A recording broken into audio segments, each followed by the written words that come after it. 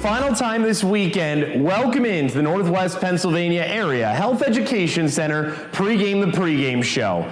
We are so honored and humbled to be able to join you alongside us tonight on our third annual Children's Grief Awareness Night alongside Highmark Caring Place. 16 years ago on Thursday, this holiday was founded in Erie, Pennsylvania back in 2008, and now we get to celebrate the third game observation of this day of observation here at the Erie Insurance Arena, utilizing specialty jerseys that our players will be wearing during the game night and honoring families during our pregame ceremonies. This is always an emotional game. It's always a very special game, and it's a game that means so much more than what is happening on the ice, but more about what is happening off the ice. Tonight we have the opportunity to be able to work alongside the Highmark Caring Place, but leading into the game night, multiple players of ours were able to make a trip out to the Highmark Caring Place and work alongside families and having a night of fun and being able to grieve in a way that helps take their mind off of all the sadness and anger and makes it more of a lighthearted affair. It's always special and always emotional to go to the Highmark Caring Place in Erie, located just blocks away from the Erie Insurance Arena, but it always reminds us of what nights like tonight are for and what we're really here to do with our platform and the people that we serve. Earlier this week on Children's Grief Awareness Day, that was Thursday, we were able to work with Mayor Joe Schember and Highmark Caring Place in a press conference talking more about what Children's Grief Awareness Day is and what we'll be doing for our Children's Grief Awareness Night. We would like to tell you about the Children's Grief Awareness Day. It was created in 2008 by Highmark Caring Place. Children's Grief Awareness Day is recognized worldwide as the third Thursday in November. For some people, the holiday season can be difficult, and this is an appropriate time to raise awareness about the severe impact that a loved one's death can have on their children. Children's Grief Awareness Day highlights the fact that supporting our children is crucial. You know, I was pretty old, actually, when my parents passed away. But that's the hardest thing I had to handle so far in my life, losing my parents. But in honor of Children's Grief Awareness Day, we are wearing blue proudly to show our dedicated support for grieving children. Through the efforts of the Highmark Caring Place, it has become a national and international day of recognition. Statistics show that at least 1 in 5 children will experience the death of someone close to them before they graduate high school. And 1 in 12 will experience the death of a parent or sibling. 7 in 10 classrooms have at least one grieving student who are grieving the death within the last year. Those are pretty amazing stats, but it's true. Those kids are in our schools, they're in our community. And many people misunderstand the way children express their grief and do not realize that it takes most children much longer to cope with their grief than we expect. Standing alongside thousands of others, fans will be encouraged to fill out a Holding On to Hope for sign and participate in a moment of unity to display who they are holding on to hope for and for all those children grieving. We will then be so honored and humbled to be joined by a local Erie family, the Moroskeys, brave enough to share their story of loss, grief, and healing thanks to their time with the Highmark Caring Place. In memory of their own loved one, they will drop the puck to start off our night of hope. And then for the first time ever, our players will skate onto the ice wearing the all-new Children's Grief Awareness Night jersey, a specialty game jersey, crested with the colors of the logo of Grief Support. These jerseys will be worn by the team the entire night, showing the support and logos of the supporting organization all evening. When it comes to health education in the Erie region, Northwest Pennsylvania AHEC is the name to know. But what is AHEC? Do they provide education to high school students on health careers? AHEC does that. Continued medical education for professionals? AHEC does that. Training for community health workers? AHEC does that. And even more? AHEC, yeah, they do that. Learn more today at nwpaahec.org. Northwest Pennsylvania Area Health Education Center, advancing Pennsylvania's health through education. A lot of history here in Erie, and the CHL, especially the OHL, is probably one of the best developing junior leagues in the world, honestly. So I thought it would help me best prepare me for college next year and for the future. Whips it ahead as it'll bring its way in for Callum Hughes. Hughes, left wing side it'll go. Bottom of the circle. Moved back by Damio right in front. They score! Welcome to Erie, Callum Hughes. Otters lead for the first time, 3-2. Thought he looked great. You know, look, it's difficult. You're moving all the way from West Kelowna, BC, and you're coming in here to Erie. You just got here yesterday, so it's a lot to take in for him. And I thought he showed really well in his first game. Obviously, to get on the board like that and score a big goal for us, that's got to feel good. We're really happy. I know our bench was really excited when he scored, and it's a good start. That was big. He came and he had a great game, and we're so happy to have him. So we can't wait. Callum Hughes, quite a debut last night, a goal and an assist, playing the third line alongside Gabriel Frasca, who he was able to get that assist off of thanks to that empty net goal. You can tell he's going to be a special player, and the first player that the Erie Otters are able to acquire through the new NCAA CHL ruling that allows for CHL players to continue their careers at the NCAA level. Very exciting and a great game as the Otters were able to pick up a big win 6-3 over the Sioux Greyhounds last night. The game was made even more special with a 2-goal night courtesy of Matthew Schaefer, and he spoke after the game about what the performance meant to him and his family. They come in and they score! Matthew Schaefer with the goal, power play marker, and the Otters get this one tied up. My mom passed away about 9 months ago, and it's her birthday today, so today was a big game for me, and you guys came out for me, so thank you. Yeah, no, my mom was definitely, right by my side. Today was a big game, tough day for sure with me and my family, but yeah, I wanted to play as hard as I could for my mom.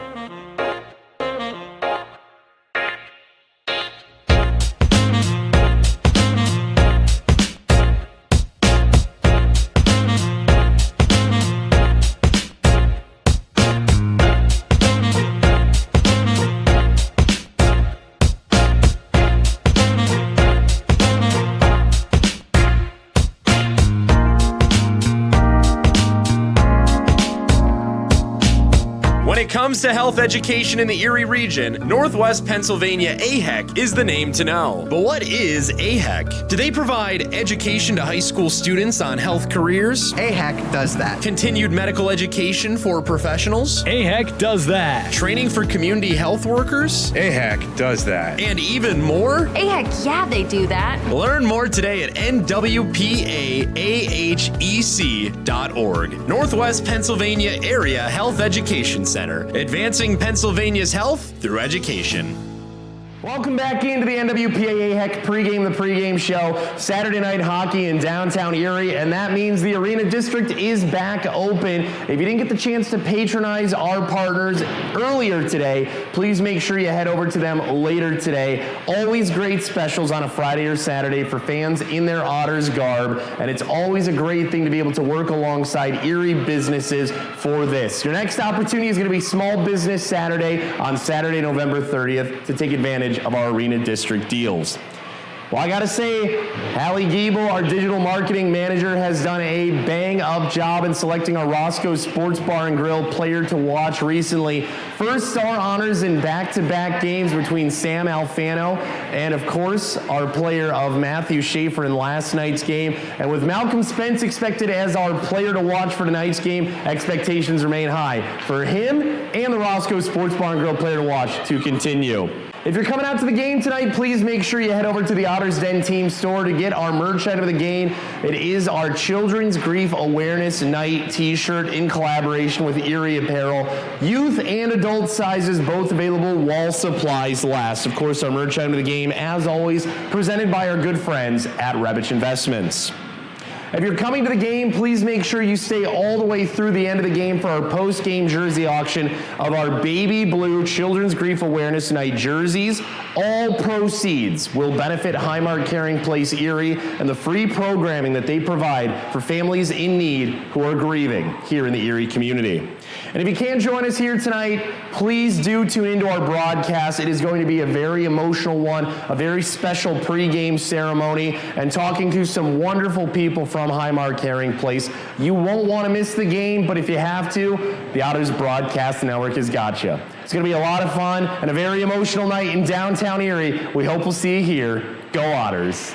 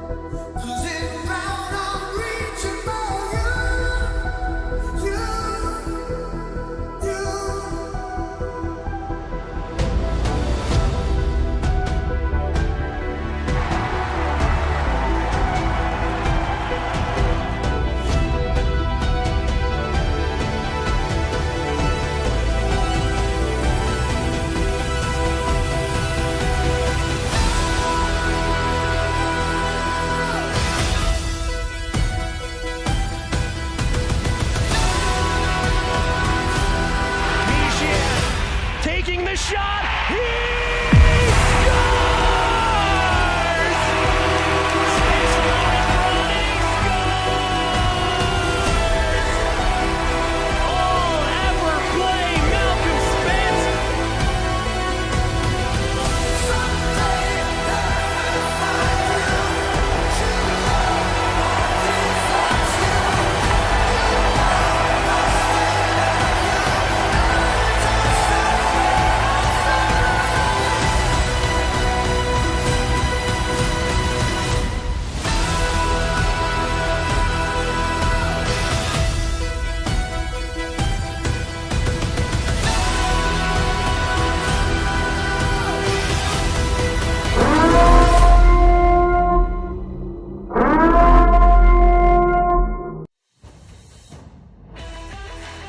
To this community, it's Children's Grief Awareness Night. Kitchener Rangers in town for a game that is so special to Erie, Pennsylvania, and so special to the Erie Otters organization. Specialty jerseys, moments of unity, and remembering those who are no longer with us in a night that has meant so much to so many people. We thank you for joining us here for what promises to be a tremendous game night.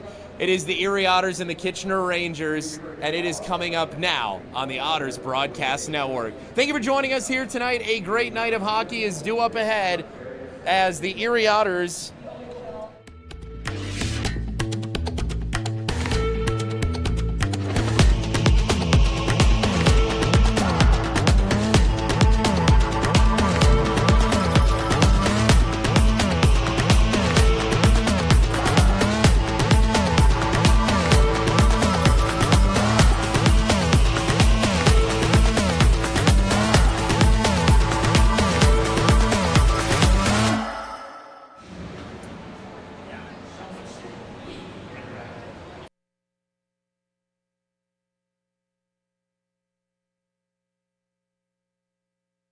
OHL Live on CHL TV. What a goal by Michael Mesa! Every goal.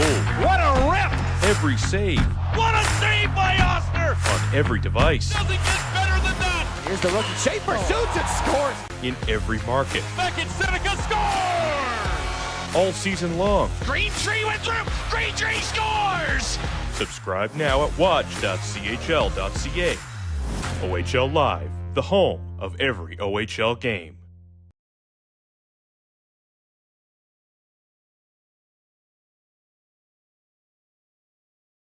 Welcome back to the Otters Hockey pregame show, and welcome on into another edition of Across the Ice, previewing tonight's opponent. And for the fourth time this season already, which is crazy to say here in November, it's the Erie Otters and the Kitchener Rangers. And so pleased to be joined here by Rangers forward Adrian Misljevic. Adrian, thank you so much for taking some time to join us here today. No, thank you. So for you guys, man, it's been a fun stretch, of course, skyrocketing toward the top of the Western Conference. Can you kind of speak to some of the success that you guys as a group have been having? I think we just have that underdog mentality. We just play to our strengths and we just work hard. For yourself personally, again, another strong year. And as a veteran guy, how have you been able to contribute to this group? I think I just bring my leadership, my skills and speed for sure to the team.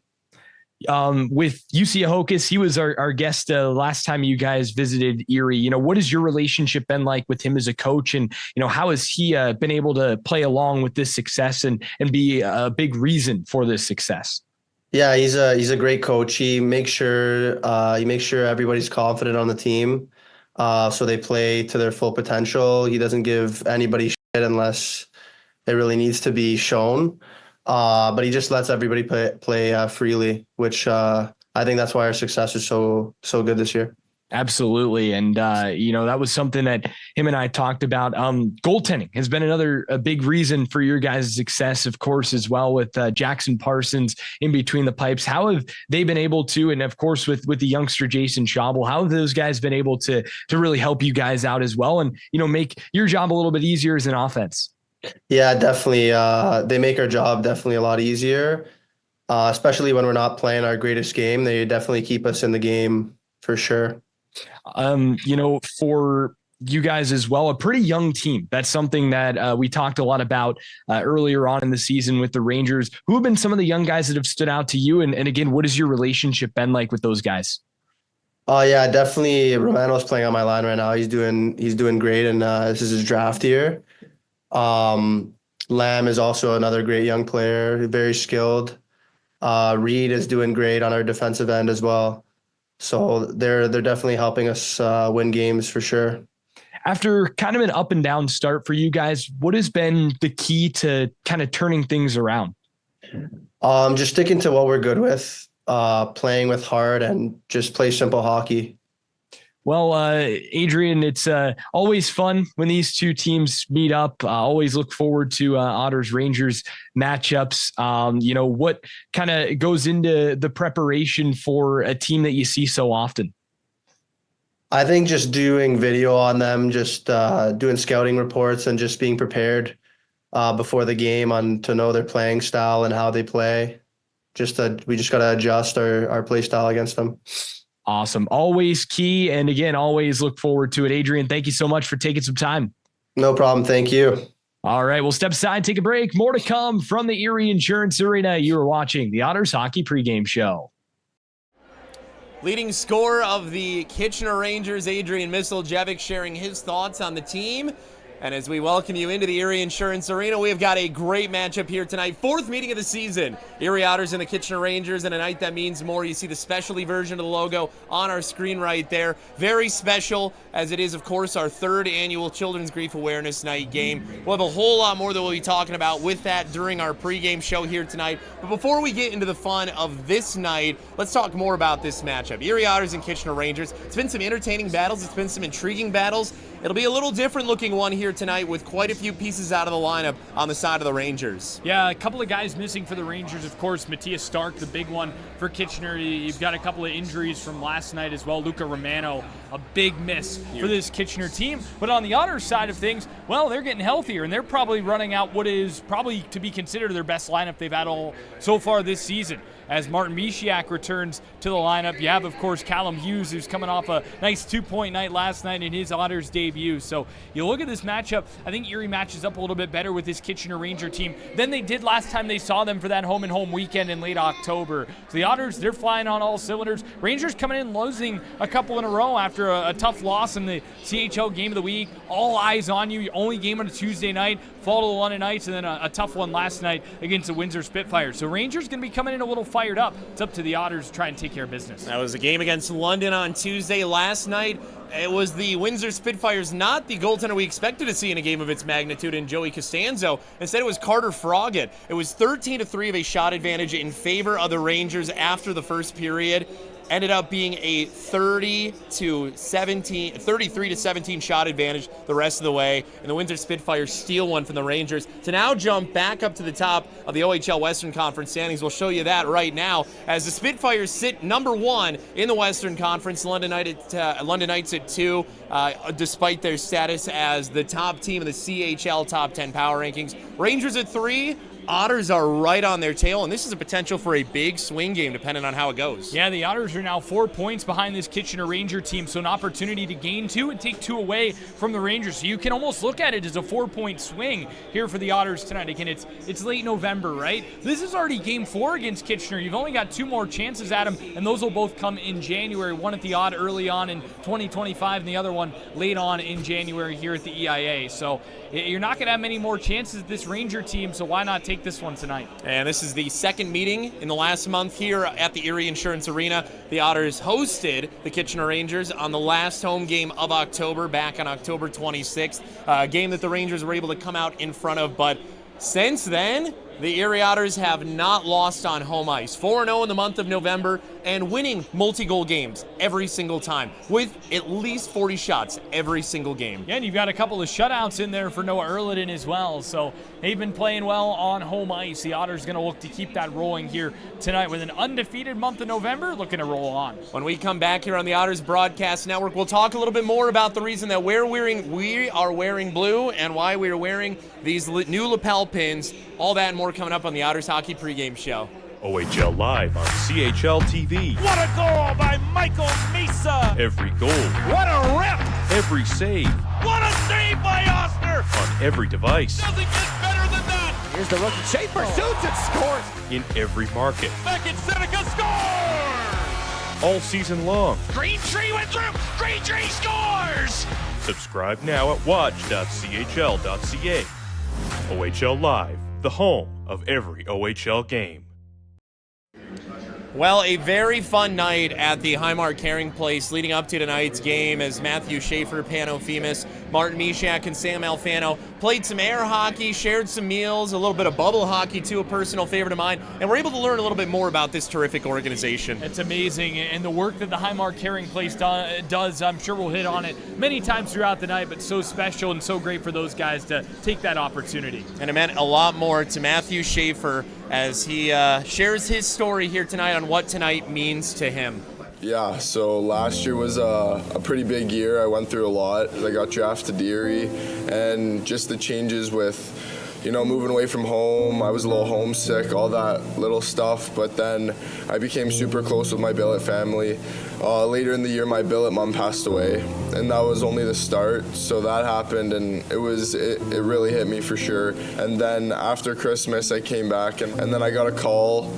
I think it was Tuesday or Wednesday, and my dad called me and said, you have to come home right now because my mom's in the hospital and not doing good.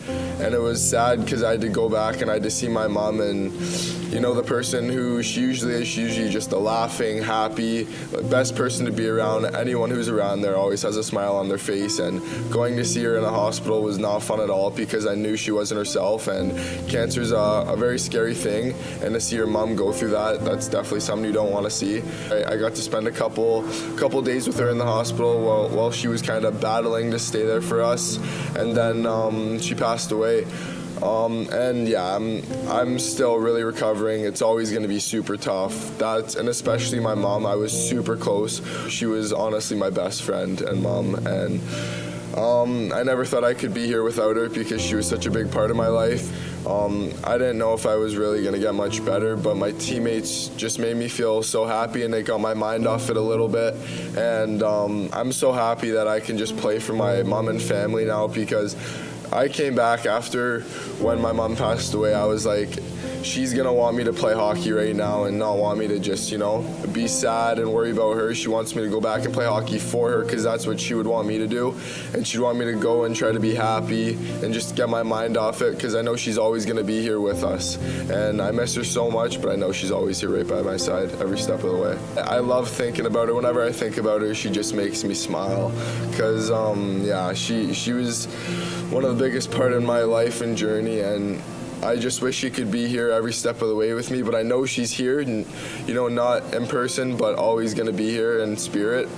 But yeah, she was a big part of my life, and I love her so much. We went and did a visit there not too long ago, and it was really sad because you see all these people who are there. They're trying to be happy because they're going through mixed emotions, that's for sure. And I was happy where I could go into the playroom with a bunch of some kids and play air hockey and try to get their mind off it and get talking. I actually talked to this mom and her family, and she lost a kid really, really young, and she has kids that are still really young, and I was asking her, how was it going through it? How are your kids doing? How are you doing? All that sorts of stuff, right?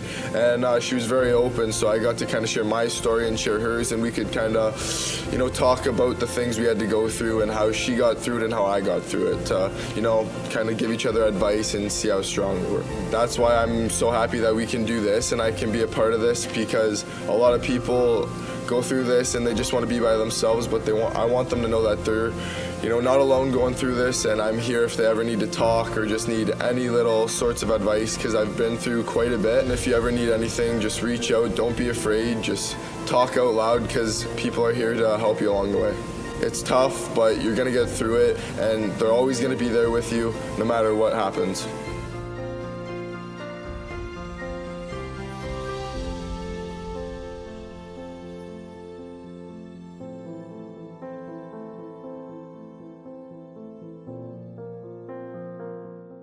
Matthew Schaefer, truly an unbelievable individual with so much strength. We played it during the pregame show.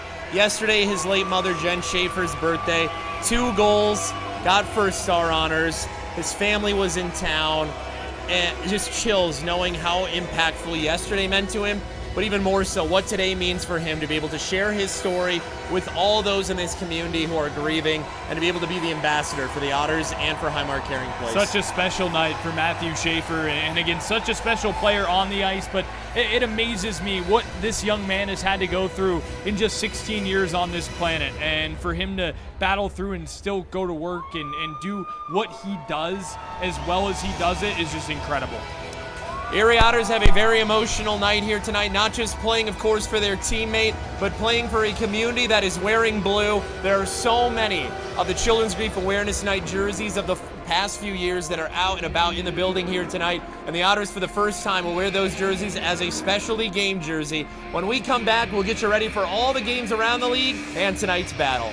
Good things are brewing in Erie at Lavery Brewing Company. Lavery is an independent craft brewery creating innovative ales, traditional lagers, and beer that gives back. Their quickly expanding urban brew pub also offers modern American cuisine in a cozy atmosphere. Located just blocks from the Erie Insurance Arena at 128 West 12th Street. Grab a pregame pint and support local. Lavery Brewing, brewing innovative ales in small batches. For more information, head to laverybrewing.com.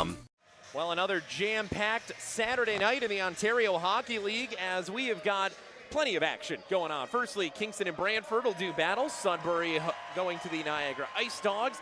Barry's in Flint tonight. Kitchener, of course, here in Erie, Pennsylvania. Oshawa at Owen Sound. North Bay at Peterborough. Ottawa at Windsor. And London Saginaw in a Memorial Cup final rematch. Any games really picking your interest here tonight? I mean, obviously, London Saginaw, always fun when those two teams meet. You've got a pretty good Eastern Conference battle in Brantford as well between the Fronts and the Bulldogs.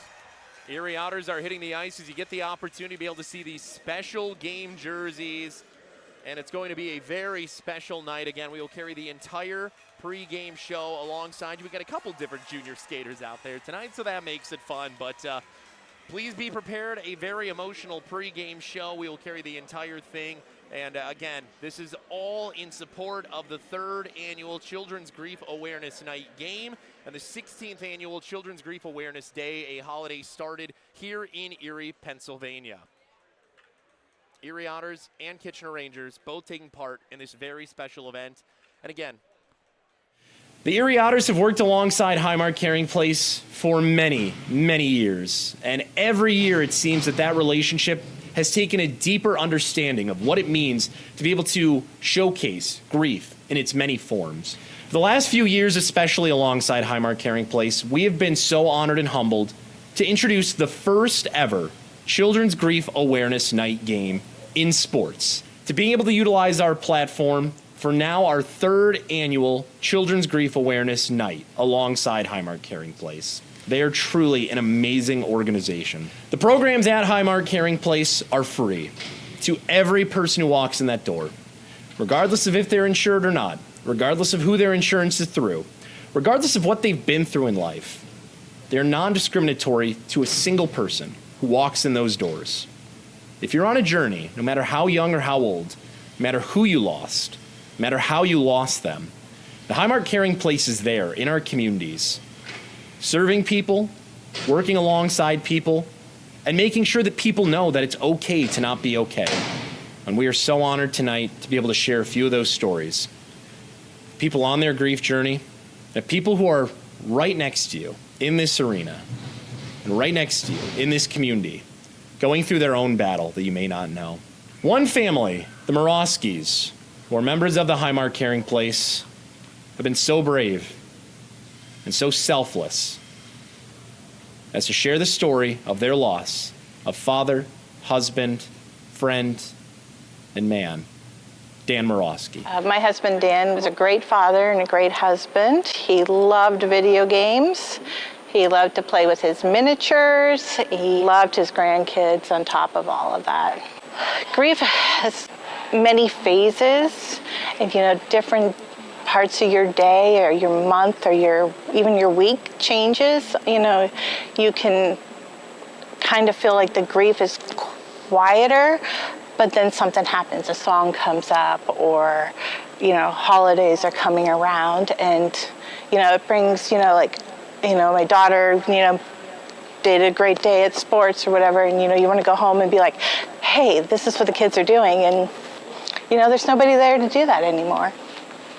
Your day-to-day has just been demolished. You can't, things that have just been normal are no longer normal for you, and to know that there's people out there that support you and your kids, to make them feel special, it's a wonderful feeling. The Caring Place, it's a great journey. You start off and you meet a whole new group of people that have experienced the same thing. You end with building a quilt.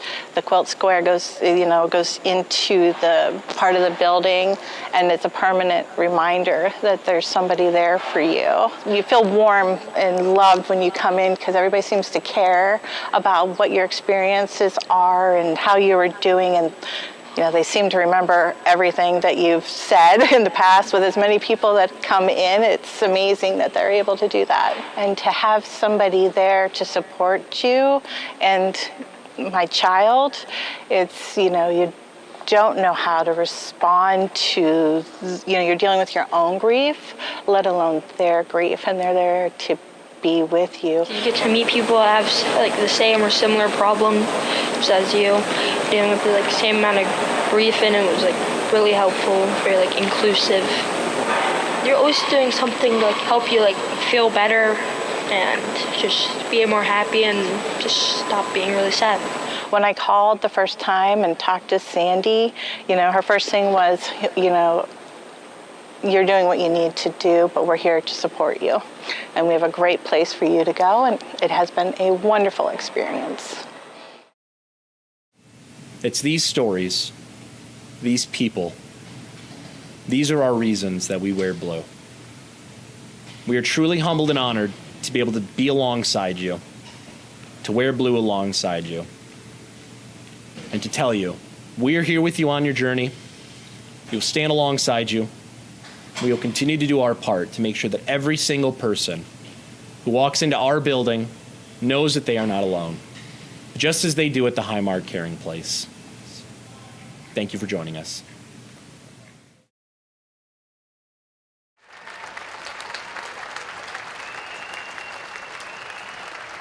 This past Thursday represented the 16th year of Children's Grief Awareness Day, an annual day of observation founded right here in Erie in 2008.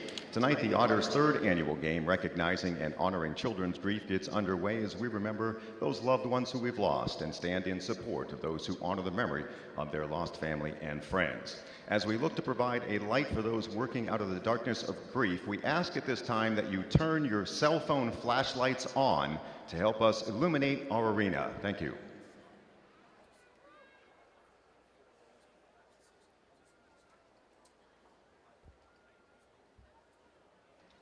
Fans, raise your signs of hope and join us in a moment of unity to remember those no longer with us and support those grieving.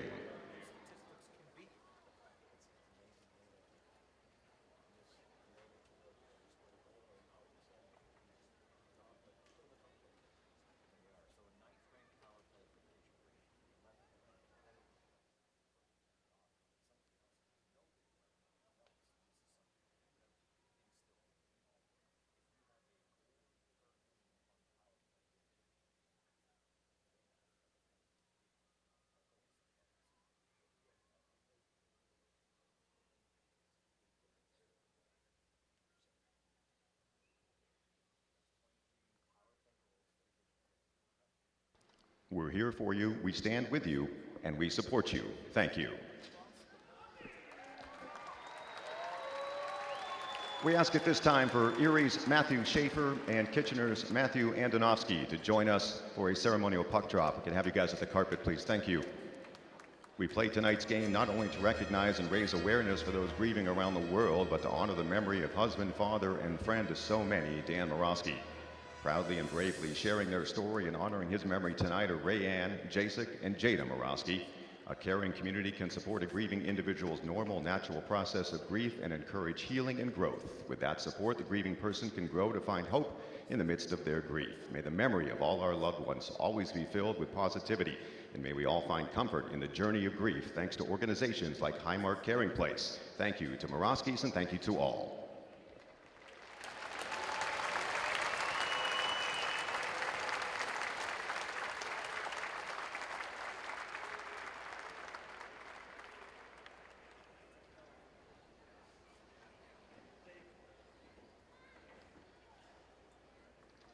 Thank you again.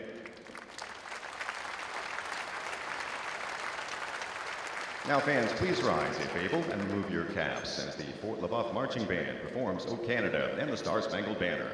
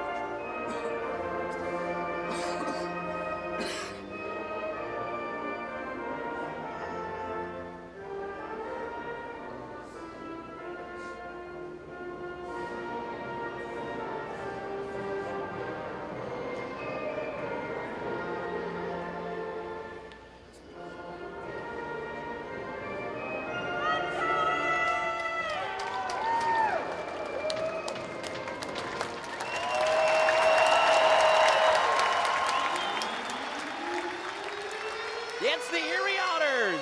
It's the Kitchener Rangers, and it is Saturday night OHL hockey in downtown Erie, Pennsylvania. An emotionally charged pregame show leads us into game action. And Trevor, we got your keys to start things off. Yeah, tried to keep it a little simple here tonight. Adrian Misseljevic in the top one right there, leading scorer for this Ranger team. They're going to need him to come up big tonight. And do you see what I see? UC Ahokas has done an excellent job with this Kitchener Ranger team behind the bench, turning things around as they climb up the standings. On the Otter side of things here tonight, Hotshot Hughes, well, that's exactly what he was last night. He was fantastic in the Otters' victory. And fire on the forecheck. When the Otters are playing well, their forecheck is putting the pressure on, not allowing their opponent any escape. And if the Otters can really play that suffocating style of offense like we saw in the third period last night, or even going back to Wednesday, well, they're going to be in good shape here tonight. We've got a good goaltending battle here tonight as Noah Erlinen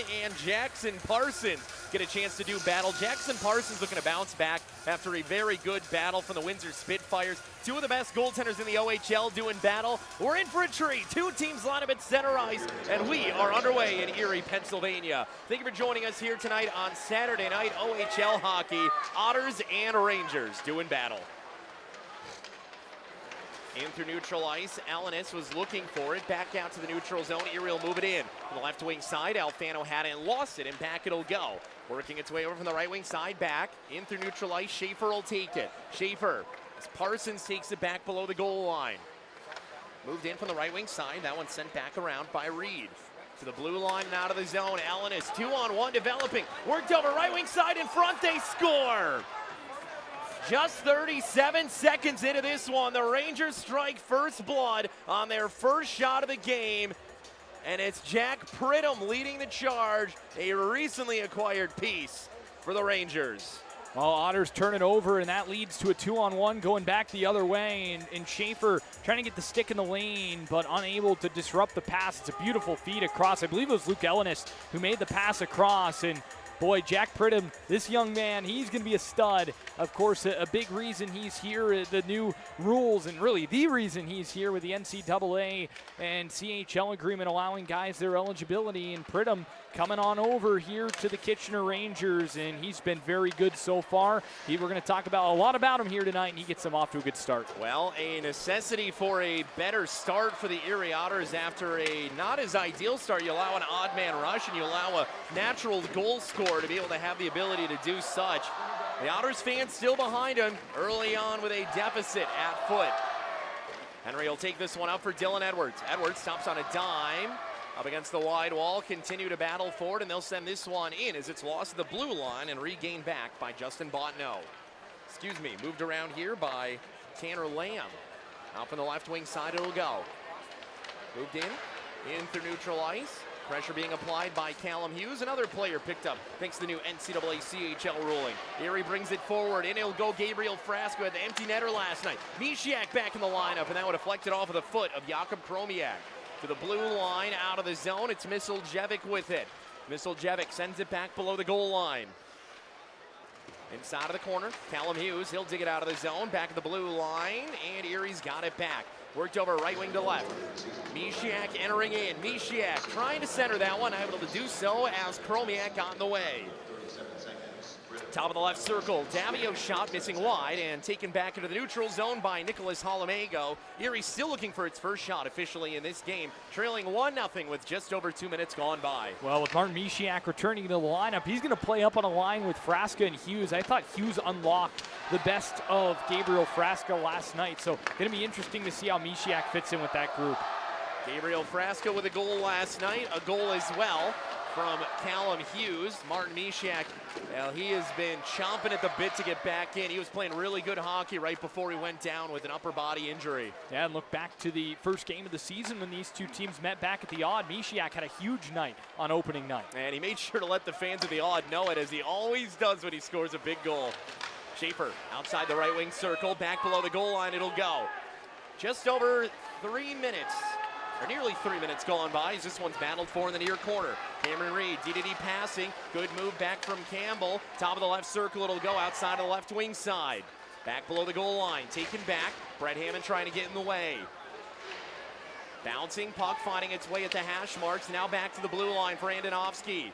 Below the goal line, it'll go. Schaefer waiting as it's recollected back by LeBrash. Outside of the right circle, Erie at the blue line, it's found. Fired on net, Erliden makes the save. 16:39 left to go. And as we get our first real stoppage in play, let's introduce you to our trivia question for tonight's game. Who is the winningest coach in OHL history? It's Brian Kilray. Yeah, right? that's the Ottawa 67's legend. It's got to be Brian Kilray. They honored him the last time that I was in Ottawa. I know our coworker Mike, who celebrated his 100th home game, worked yesterday, brought him home a legendary Memorial Cup winning Ottawa 67's poster. So Brian Kilray, it's got to be. I feel it in the water this time. We're going to get a correct answer. This one fired toward the net front as it took a redirect.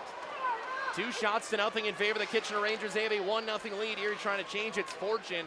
Early goals have been big on home ice, and Erie has not allowed the first goal of the game in some time here, probably since the last time the Rangers came to town. By the way, quickly, hopefully Stan Butler doesn't get the wind of it if we get it wrong, because we'll certainly hear about it. This is to say the least. Ellenis brings it down Main Street, off the pipe, and it's deflected away. Erie goaltenders have been saved by the Iron quite a few times in the month of November. Opportunity in front, and they score. Trent Swick right in front. And it's a 2-0 lead for the Kitchener Rangers with 15:57 remaining in the first. 11th of the year for Trent Swick, and the Kitchener Rangers are all over the Erie Otters here in the first 4 minutes and change of this hockey game. I mean, Erie hasn't been able to lay a glove on them at all. Nice little reverse feed from down low to find Trent Swick, who is hanging out in all kinds of space. And Erie just not at the races right now. I mean, it is tough to get started here. You know, you come out, you have the ceremony, but I mean, this is just very flat from the Otters, and the Rangers, they're buzzing early on. I mean, when you get a goal as early on in the game, 37 seconds in, that gets everybody jump-started, and Kitchener feeding off of it. Well, this is a Kitchener team that was coming in with a 3-on-1 developing right wing side from Lamb. Down on his legs it'll go. Diracola right in front for Lamb. Try something in front of the net. Lamb going in after it and taken back away. Erie fans trying to get their team into it. This certainly looks like a Kitchener Ranger team playing angry after 2 losses to 2 of the top Western Conference teams. Inside of the near corner it'll go. Erie, no shots in this game. 2 goals to the advantage of the Kitchener Rangers on 4 shots. Top of the left circle. Moving its way back to the blue line. Nearly brought out of the zone off of Hayden Ellis' stick, and they can't feed Carey Tarrant. Hayden Ellis, another one of those players picked up thanks to the new NCAA CHL ruling. UC Ahokus has been busy finding new talent. Buffalo, New York native as well. Wonder if he has some family in attendance. Royston trying to move this one down. Nice to be a little bit closer to the home than all the way out in the western reaches of the BCHL.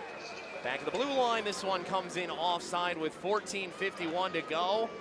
Well, the good news is there is still 54 minutes and 51 seconds to go in this game, but Erie has got to get something going as they have no shots and 2 goals against them. Yeah, really a tough start for the Otters, and you had a breakaway as well with Luke Ellenis hitting a post, right? So Kitchener is creating scoring chance after scoring chance, and they've buried 2 of 4 shots early on in this game. It's up to the Otters try and get something going and get that forecheck established, because right now it is all Kitchener Rangers, and you see why they've had so much success after that first week of the year. Now the Otters going to go on a kill. Delayed penalty due up as Parsons head to the bench. And the Rich are about to get richer, at least in opportunity. Kitchener taking its time back. It's Carson Campbell. Leaves it in front of the net. It'll be brought out by Jack Pridham, who opened scoring, as he mentioned, 37 seconds in. Pridham, that one deflected away. Cameron Reed takes it, quick moving. Swick with it, right wing side, it'll go. Pridham shot, up into the air. Comes back down to earth, and finally touched up by the Otters. 14:16 to go. Erie does not have a shot in the game, and they find themselves on a kill, already down 2-0. Yeah, unfortunate timing. High stick is going to be the call on Gabriel Frasca, and see if they get a 2 or a 4 here on the high sticking call for Frasca. As Erie, it will be a 4. Wow.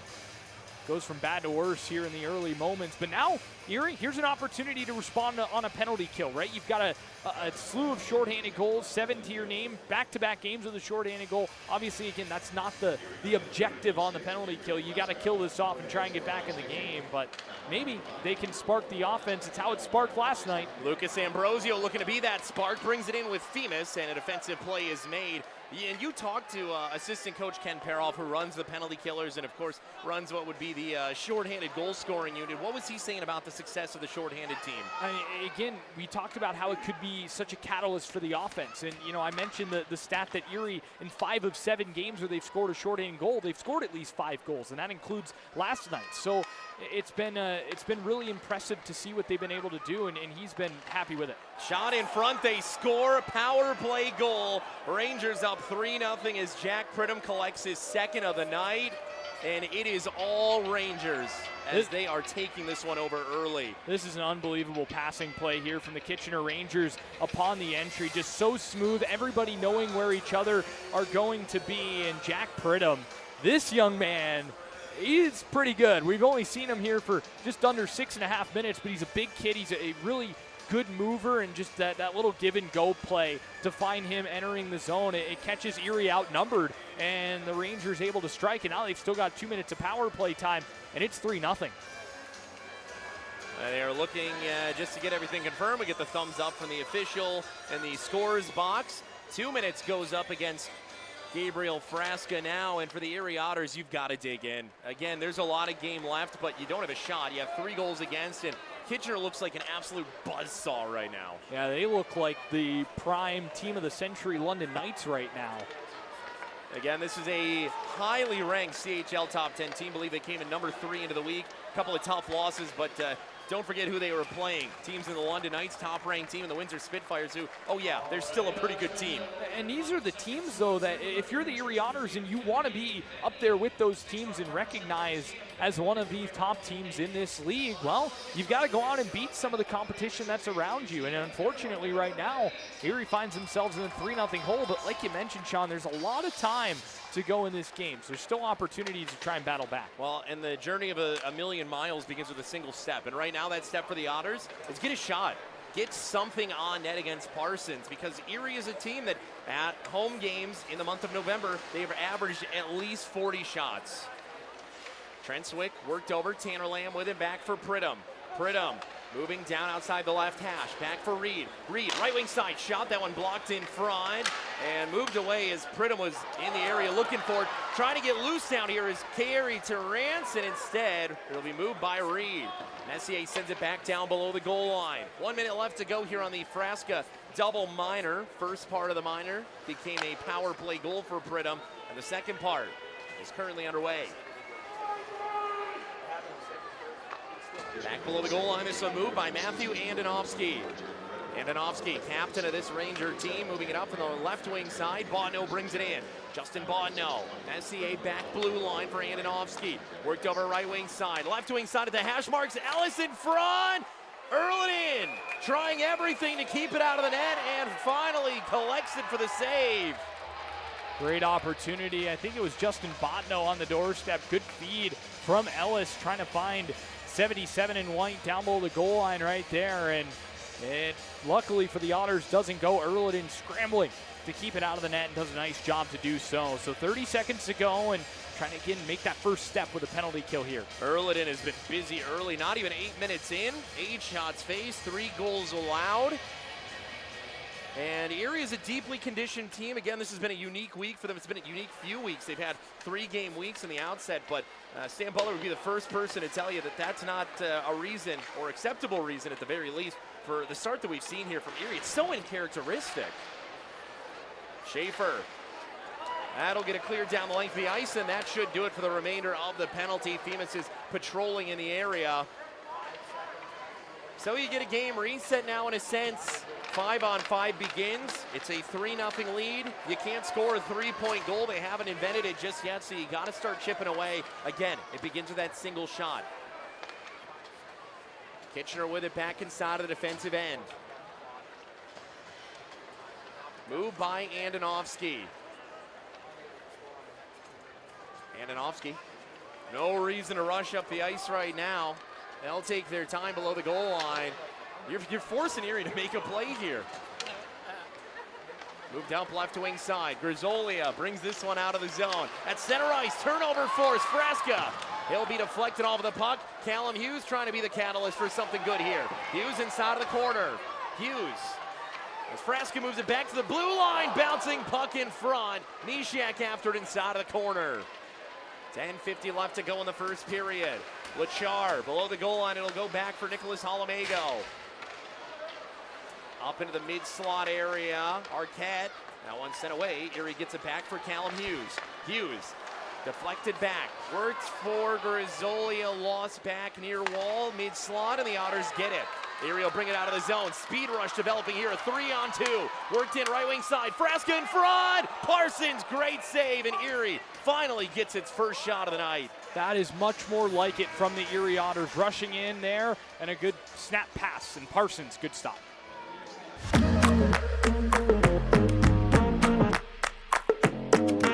My OHL is where every player feels safe and respected. Well, I truly believe that the OHL has been on the forefront of empowering our players to have a voice. The off-ice development, I think, is as important, if not more important, to the player's success. They're part of the community. There's a responsibility to treat people with respect. All teams, I think, have felt a great sense of responsibility in that regard to make sure the message has been clear.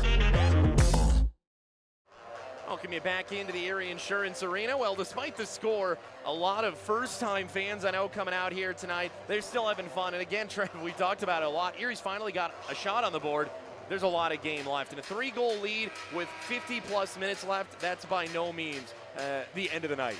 And again, you see that Hughes line. I think they're going to be pretty productive tonight just based on the talent levels. And again, what we saw from Frasca, and I think what Hughes was able to unlock in his game last night.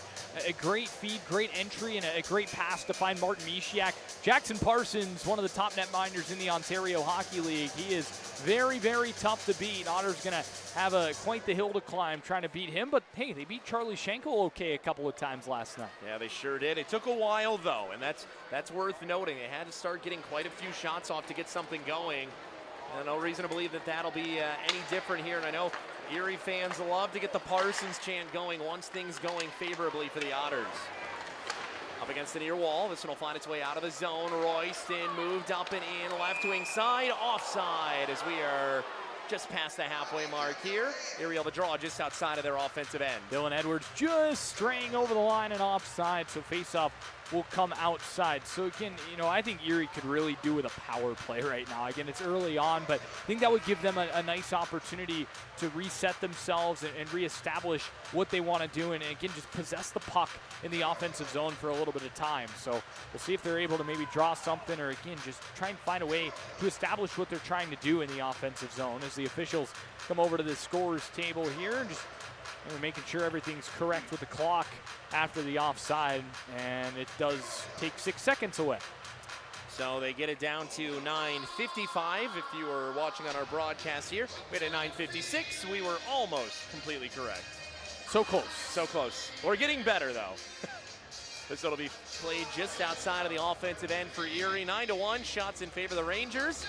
A 3-0 lead for the Kitchener Rangers as they come out absolutely swinging to start this game. After getting in late last night, or I believe they came in this morning from Kitchener, not too far of a drive, probably about 4.5 if the wind's with you. Back below the goal line, Erliden. Left back, it'll be taken here by Nathan Sauter. Moved up for Misseljevic. Misseljevic, who we had the chance to talk to earlier this week in our Across the Ice feature. He's a pretty special player, leading scorer on this team, but if Pridham keeps at the pace he is, boy, it might not be that way for too long. Yeah, it's a very, very impressive young player in Misseljevic, and a guy who's been around this league for a long time. And Pridham, he looks just as impressive here for the Rangers early on. Just outside of the defensive end, it will come right back into defensive ice for Erie, and Henry will take it below the goal line. Moved up along the wide wall. Forward, and that one found back in by Carson Campbell in his defensive side of the ice. Messier just missing on the check down there. Just under 9 minutes left to go in this first period. Erie with a single shot, as this one will result in a penalty against the Otters. And right back to the kill with 8 minutes and 46 seconds. Go the Erie Otters. To the box will go Tyler Challenger. Tripping will be the call here. Challenger just quite frankly got beat, and he put a stick right in the skates. They're going to get you every time on the trip there. So unfortunate for Challenger and unfortunate for the Otters, but they find themselves once more back on the penalty kill.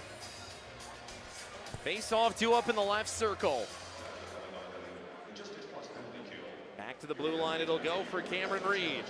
Reed moved over for Pridham. Back below the goal line, it'll go. Onto the right circle, mid-slot shot, up into the air. Pridham looking right after it as this one's found back over. Tanner Lamb.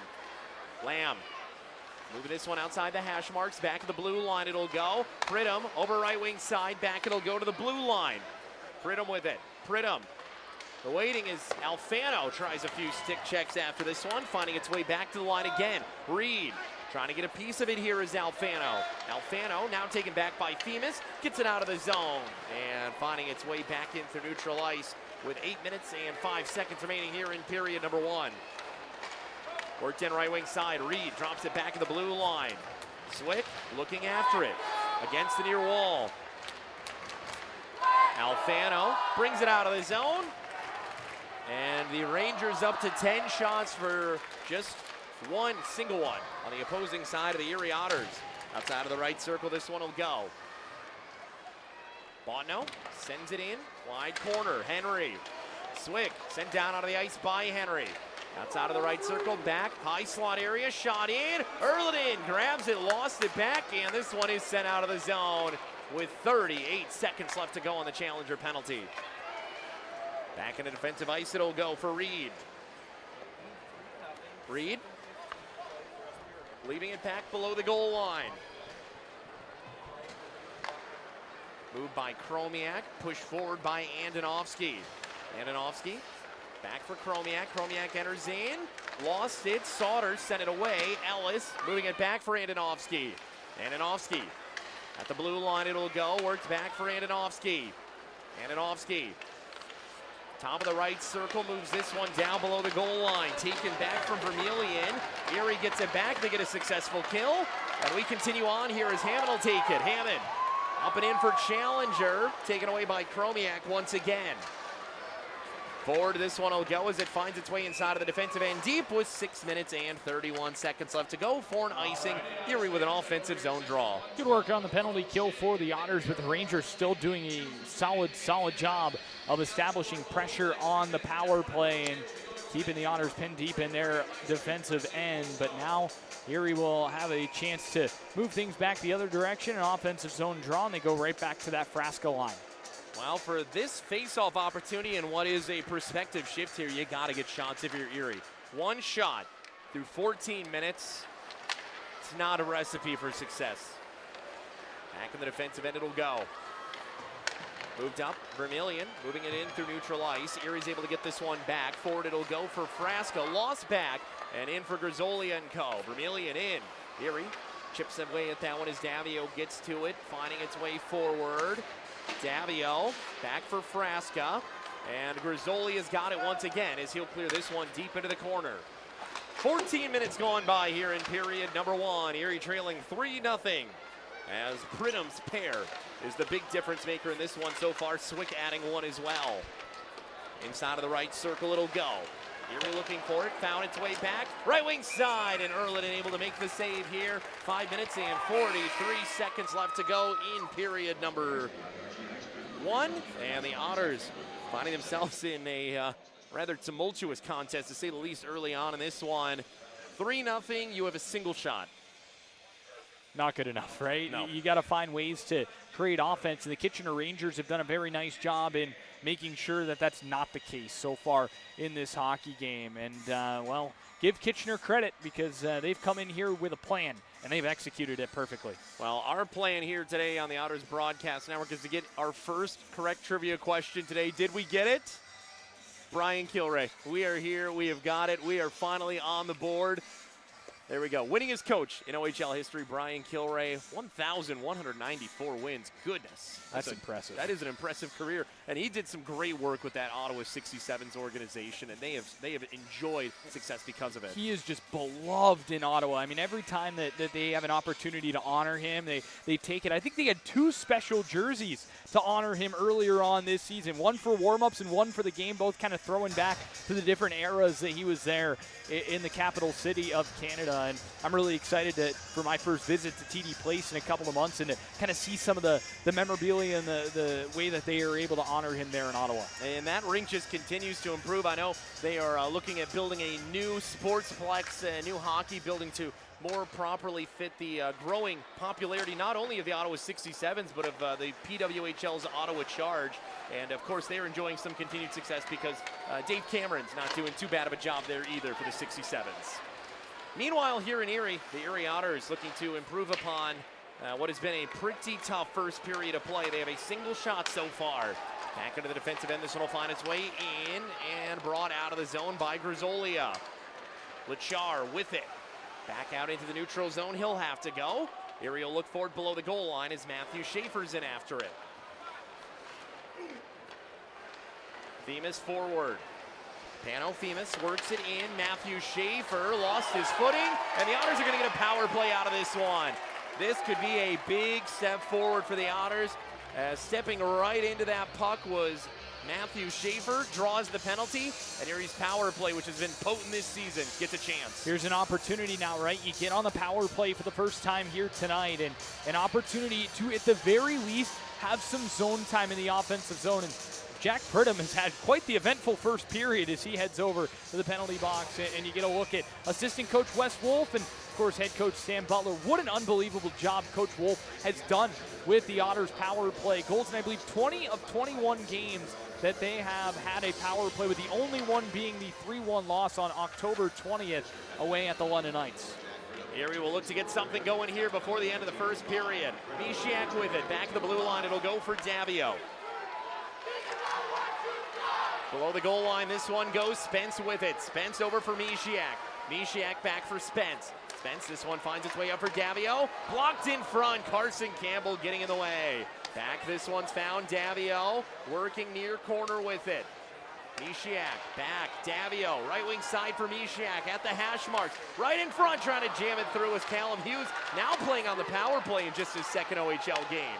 Misiak not able to hold that one at the line, does get it back, but they'll say offside with 4:11 left to go in period number 1, and $1:17 remaining on the power play. Well, that power play unit that was out on the ice, I believe that would be Erie's second power play unit, but his presence on that unit just elevates it so much, and then you get Martin Misiak back, who has that lethal shot from up top. So you add his presence to that line on the power play, that really brings up I guess the fear factor a little bit in what they can do. Themis with this one in through neutral ice. Themis moving it down as it finds its way back behind for Carey Terrance. Taken by Themis, working its way over for Alfano. With it back will go Schaefer, left wing side. Themis back for Schaefer. Schaefer, right wing side for Edwards. Edwards moving this one down for Alfano. Back up to Schaefer at the high slot. Over for Edwards, it'll go. Edwards with this one, played back. Schaefer through traffic. That one blocked in front, finding its way back for Carey Terrance. Terrance with this one, back for Schaefer. Schaefer over for Themis. Themis outside of the right circle, 35 seconds left to go. And that will be a delay of game penalty. Erie will have a short but very potent 5-on-3 opportunity.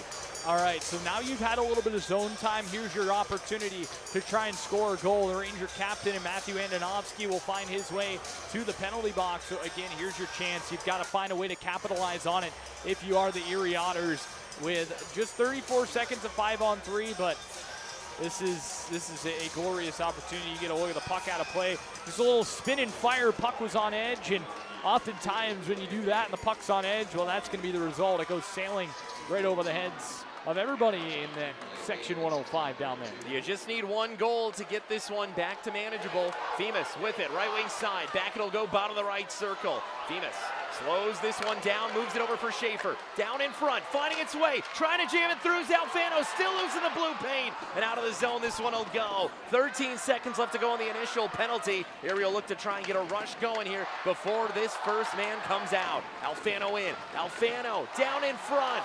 And that one deflected away to the near wall. Pridham standing up inside of the box. Themis with it. Themis moving, shooting, didn't have the puck. That one deflected away. First penalty comes to an end as Alfano's got it. Finding its way for Schaefer. Schaefer in front, Alfano! And that one deflected back behind. Moving its way up, it'll go here. Pano Themis as it goes off the wide wall. Edwards with it. Edwards sends it back down, taken away by Alfano. Bottom of the left circle, outside the left circle for Carey Terrance. Back for Schaefer, left wing side. Moving its way in front. Bottom of the circle, back to the blue line for Schaefer. Alfano for Schaefer. Over to the right wing side, Themis looking in after. This one down the ice, 44 seconds left to go. And a big clear as the Otters were starting to cycle the puck a little better. Yeah, much better from the Otters in terms of their movement and trying to find lanes and find ways to get a goal to go. Alfano, that big presence in front as well. Moved in from the right wing side, Misiak streaking in. Stops at the bottom of the right circle. Trying to get around Botno and co. Down it'll go for Spence. Hughes back for Misiak. Misiak, back it'll go, high blue line. Davio down for Misiak, bottom of the right circle, trying to jam that one through, grabbed out of the air. Erie corrals to the puck and they've got it back. 8 seconds left to go. Worked over left wing side. Top of the circle, this one will go for Frasca. Right wing side shot. Parsons gets there and makes the save. penalty comes to an end, and this will find its way up the glass. Erie gets a quick change. Good power play for the Otters, able to create some scoring opportunities. Unfortunately, unable to get one to go, but now they're up to 10 shots. They were at 1 when that power play began. A big sign of the offense that Erie can produce here. 1:05 left to go in period number 1, and they will look for this one as it finds its way to the corner. Henry through traffic, held onto by Parsons. 58 seconds left to go as we get a look at what's coming up here in our first intermission report. Firstly, we will find hope in grief. That's the name of the game with the Highmark Caring Place. Christy Nosik will join us from Highmark Caring Place to talk about Children's Grief Awareness Day and highlights through 20 minutes. Yeah, great stuff coming up in the intermission, but I think really impressive stuff from the Otters on that power play, adding on now up to 11 shots on goal are the Erie Otters. Really good work from Erie. Now they're only being outshot by 1 here as they look to maybe get one back here late on first period. And again, you find motivation how you can, and for the Erie Otters, if it has to be by way of just being able to get more shots off, again, it's still a 40-minute contest no matter what happens here. And for the Erie Otters, you just have to build positive cues. Tanner Lamb moving this one back down, it'll go. Schaefer looking after it. Sauter forward, Hammond with it. Hammond out of the zone, it'll go, working its way back left wing side. Challenger. Move forward, out of the zone, 24 seconds remaining in period number 1. Down below the goal line, Ambrosio for Tanner Lamb, spin move, taken off his feet by Alex Messier. Erie, gotta be careful, this one finds its way out of the zone for Hayden Ellis. Edwards brings it in, 9 seconds left to go, delayed offside. Recollected by Cameron Reed, and that will do it for the opening 20 minutes of play here. In the Erie Insurance Arena, the Erie Otters do not come out with their best foot forward and find themselves in a 3-0 hole as we are through the opening 20 here. Not the start the Erie Otters wanted, but I think they grew into the game a little bit better. Again, it really couldn't get much worse than how it did start, but you have to build positive things, and Erie's not going to have a lot of motivation going into the locker room, but they know they didn't let the bleeding get any worse, and they built shots. Yeah, I think a really disappointing start for the Erie Otters and how this period began, and, but I think with the way they ended, I think that power play changed everything in terms of how you're feeling going into the locker room after this first period of play. I think the Otters did just an excellent job on the power play of creating shot opportunities and getting pucks to Jackson Parsons and making him make some saves. And now you feel like they're a little bit more in the game. I mean, the first 10 minutes, they weren't even close. No. I mean, they're 2 different hockey teams out there. The Kitchener Rangers just dominant from the word go, just on a completely different level. But I think the Otters did, like I mentioned, a really nice job of utilizing the man advantage as an opportunity and as a platform to get themselves a little bit more back into the hockey game here. And now you go in down 3-0, and 3 goals in the Ontario Hockey League, even with a goaltender as strong as Jackson Parsons is, that is certainly a deficit that you can overcome. I mean, heck, we saw the Brantford Bulldogs overcome a 3-0 deficit on the first of this month in about 2 minutes? If that, right? 2.5 minutes or something like that. I think was 2:32. The final total. So it's definitely a deficit that can be overcome. It's now up to the Otters to find a way. You got to get the next goal. You don't want to go down 4-0. And you try and find a way to beat Parsons. Like we mentioned last night, they were able to beat Schenkel early on, and that was kind of the catalyst to get the offense going. Well, they call it a marching band. Sometimes they call it a pep band, and hopefully the Fort LaBeouf Stampede of Sound can bring the pep to the Erie Otters as they find themselves down 3-0 after 1 period of play. We'll step aside and introduce you a little bit more to the Highmark Caring Place. Born and raised in Erie, tried college first semester, wasn't a fan, so ended up just working in the field, welding. Found out about EC3's welding program and decided to go there. The community college just gives a smaller, more family-like atmosphere. You get to know everybody, and it was awesome. Feels really good to look back on what all I've done there and the accomplishments that I've achieved from there. Live here, learn here. Apply today at ec3pa.org.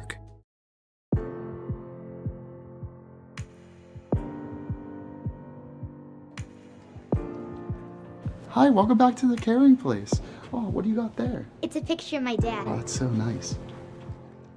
When my sister died, I swear I stayed in my room for like 3 months straight. Yeah, I mean, after my dad died, I had a really hard time in school for my whole freshman year.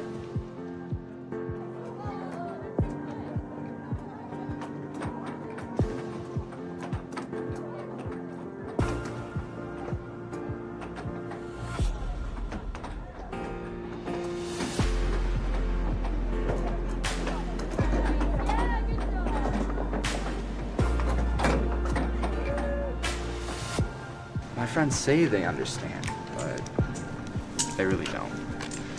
Yeah, I thought some people were my friends, but they don't even talk to me anymore. You get to see who your real friends are. Yeah.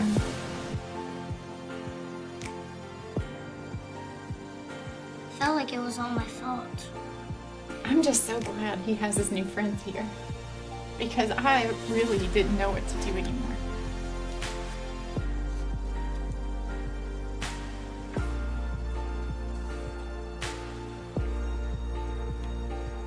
That's just what I was feeling.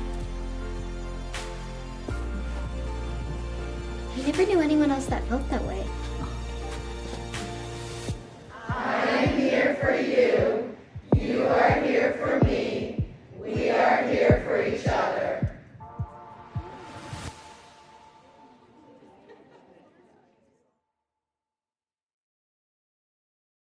And we welcome you back into the Erie Insurance Arena. I get chills every single time I visit the Caring Place, and I know especially with a pregame ceremony like we had here today, I was trying my best to compose myself, but every time we get the bravery of families here to be able to share their story, it's an emotional thing.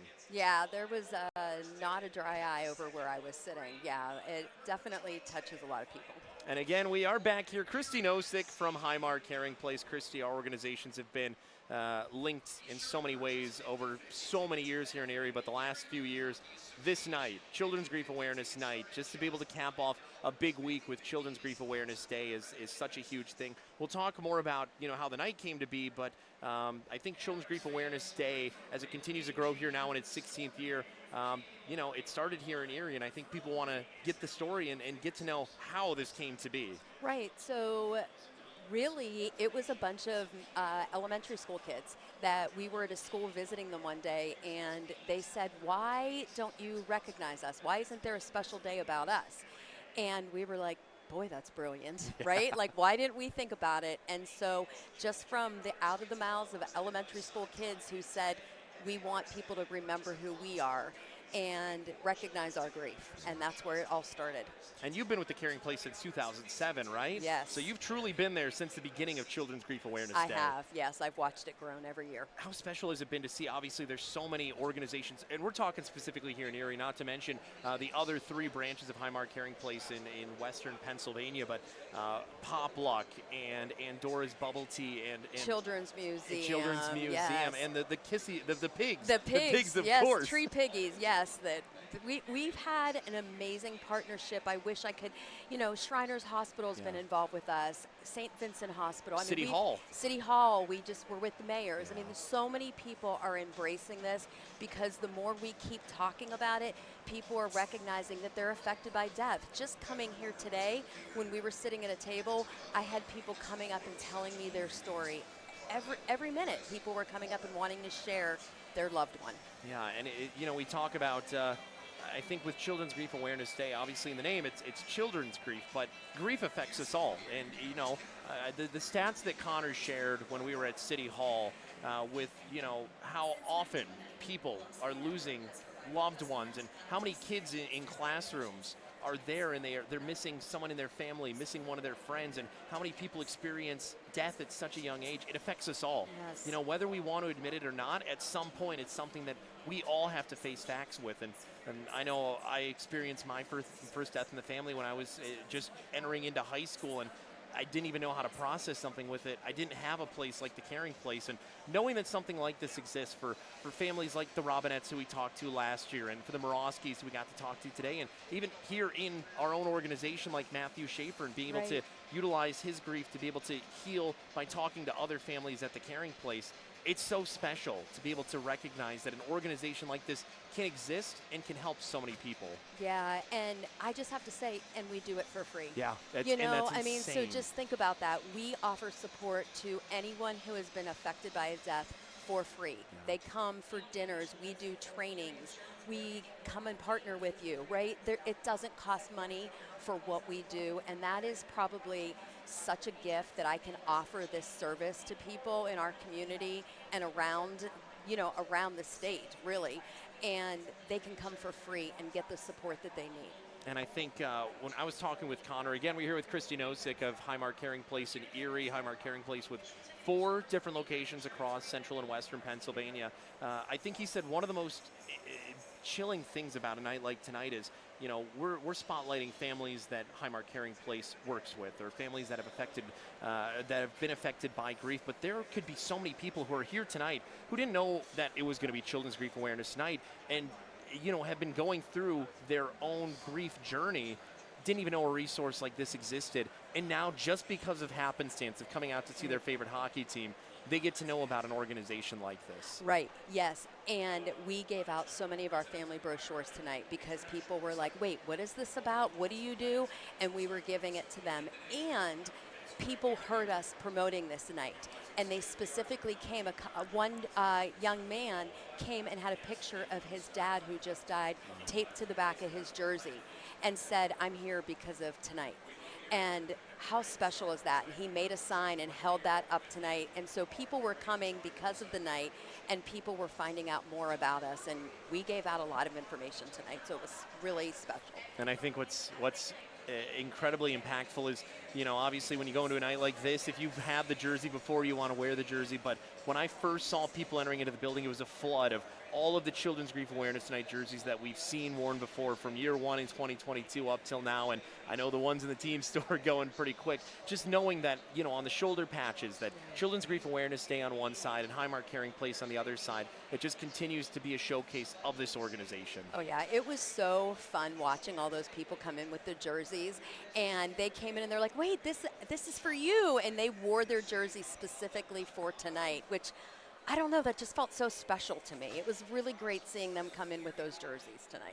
Again, we're here with Christy Nosek from Highmark Caring Place. Children's Grief Awareness Day growing over, now it's old enough to drive. I think I made that comment earlier this week. And now Children's Grief Awareness Night in its 3rd year. How did this night come to be, and what has it meant to be able to just continue to promote Children's Grief Awareness Day later on in the week after the day itself? The thing about this is, what I love about this is, when we were trying to promote the Caring Place and Children's Grief Awareness Day, right, we were going with funerals, going with schools, the logical places. Yeah.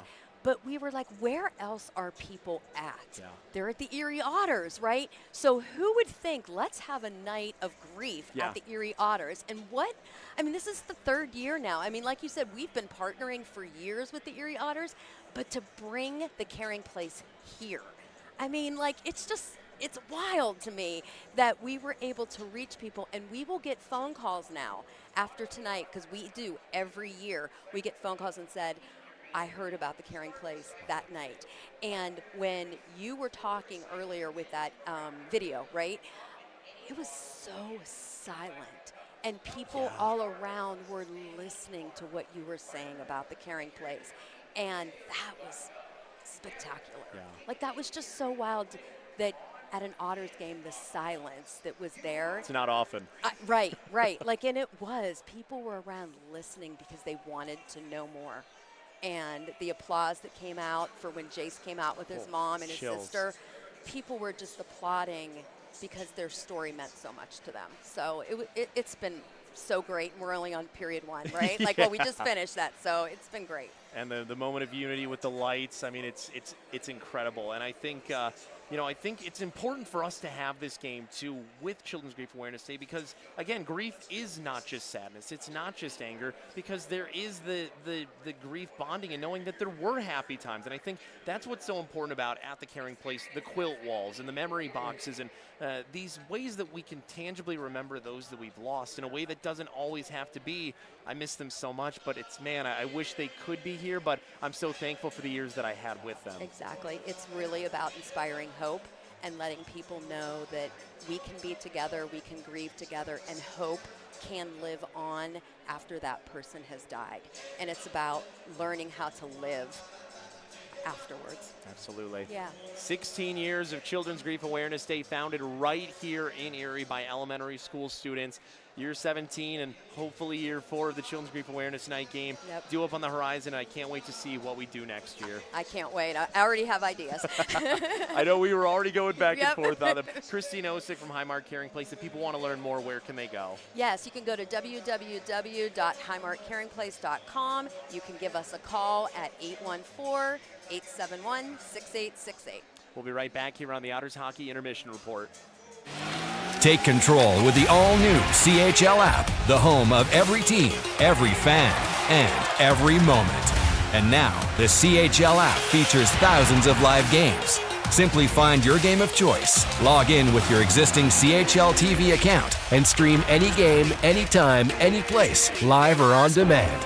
The all-new CHL app, now with CHL TV. Find us on the Apple Store or Google Play Store and supercharge your experience today.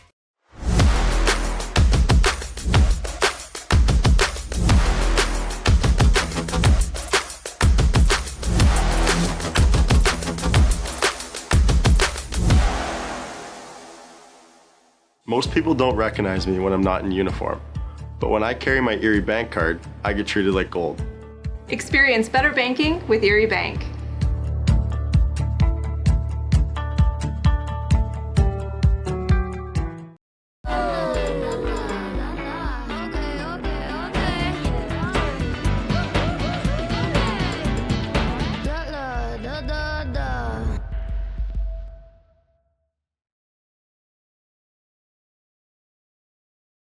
As Parsons takes it back below the goal line.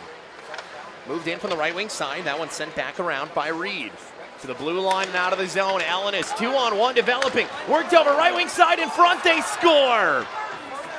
Just 37 seconds into this one. The Rangers strike first blood on their first shot of the game.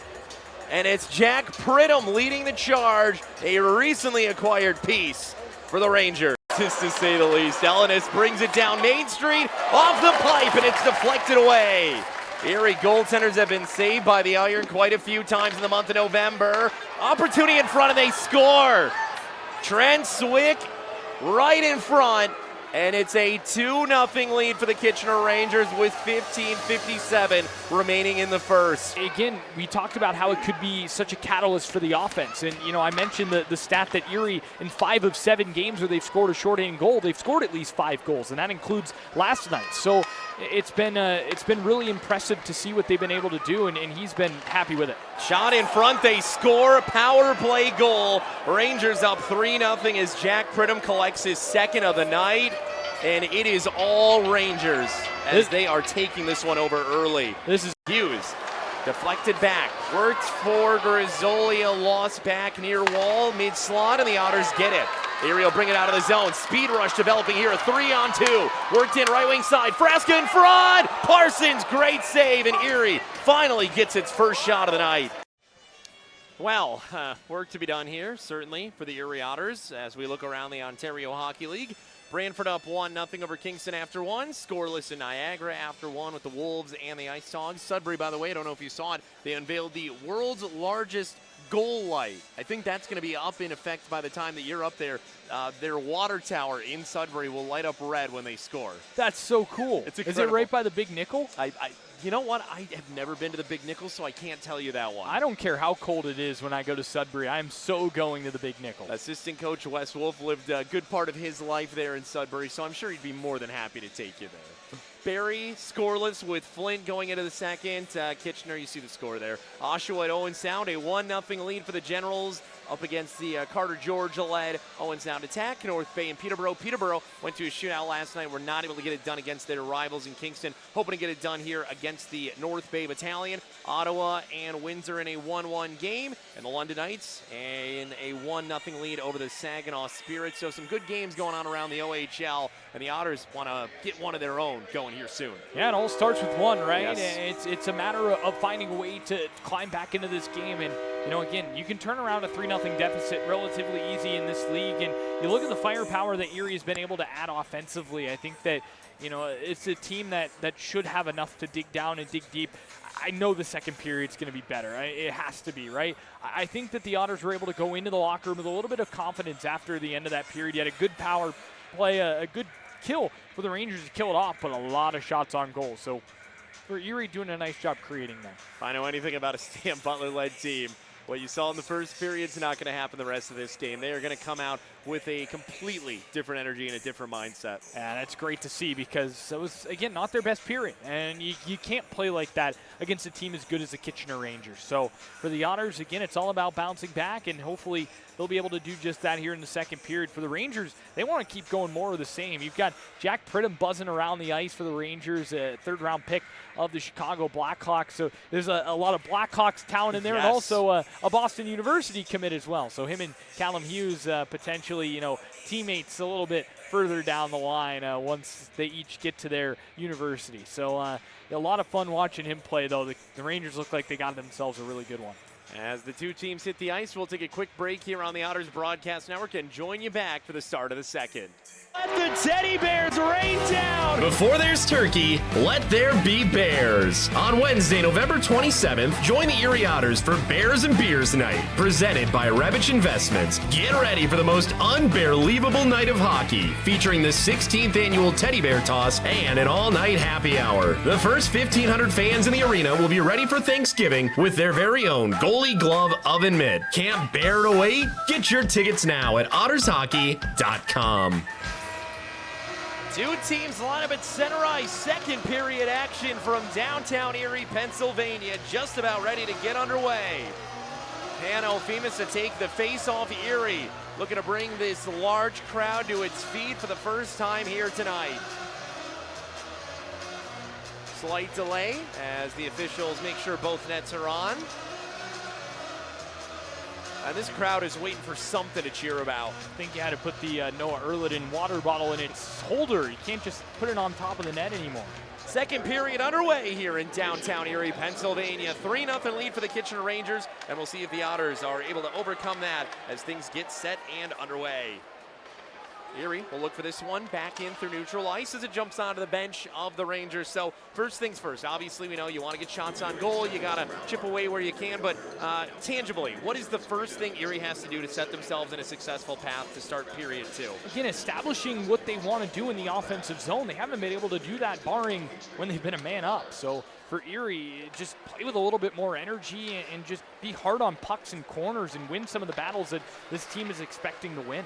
So it'll find its way back in through defensive ice for the Erie Otters. Move back over to the right wing side. Sauter trying to thread the needle up for Malcolm Spence. It does find its way to him incidentally.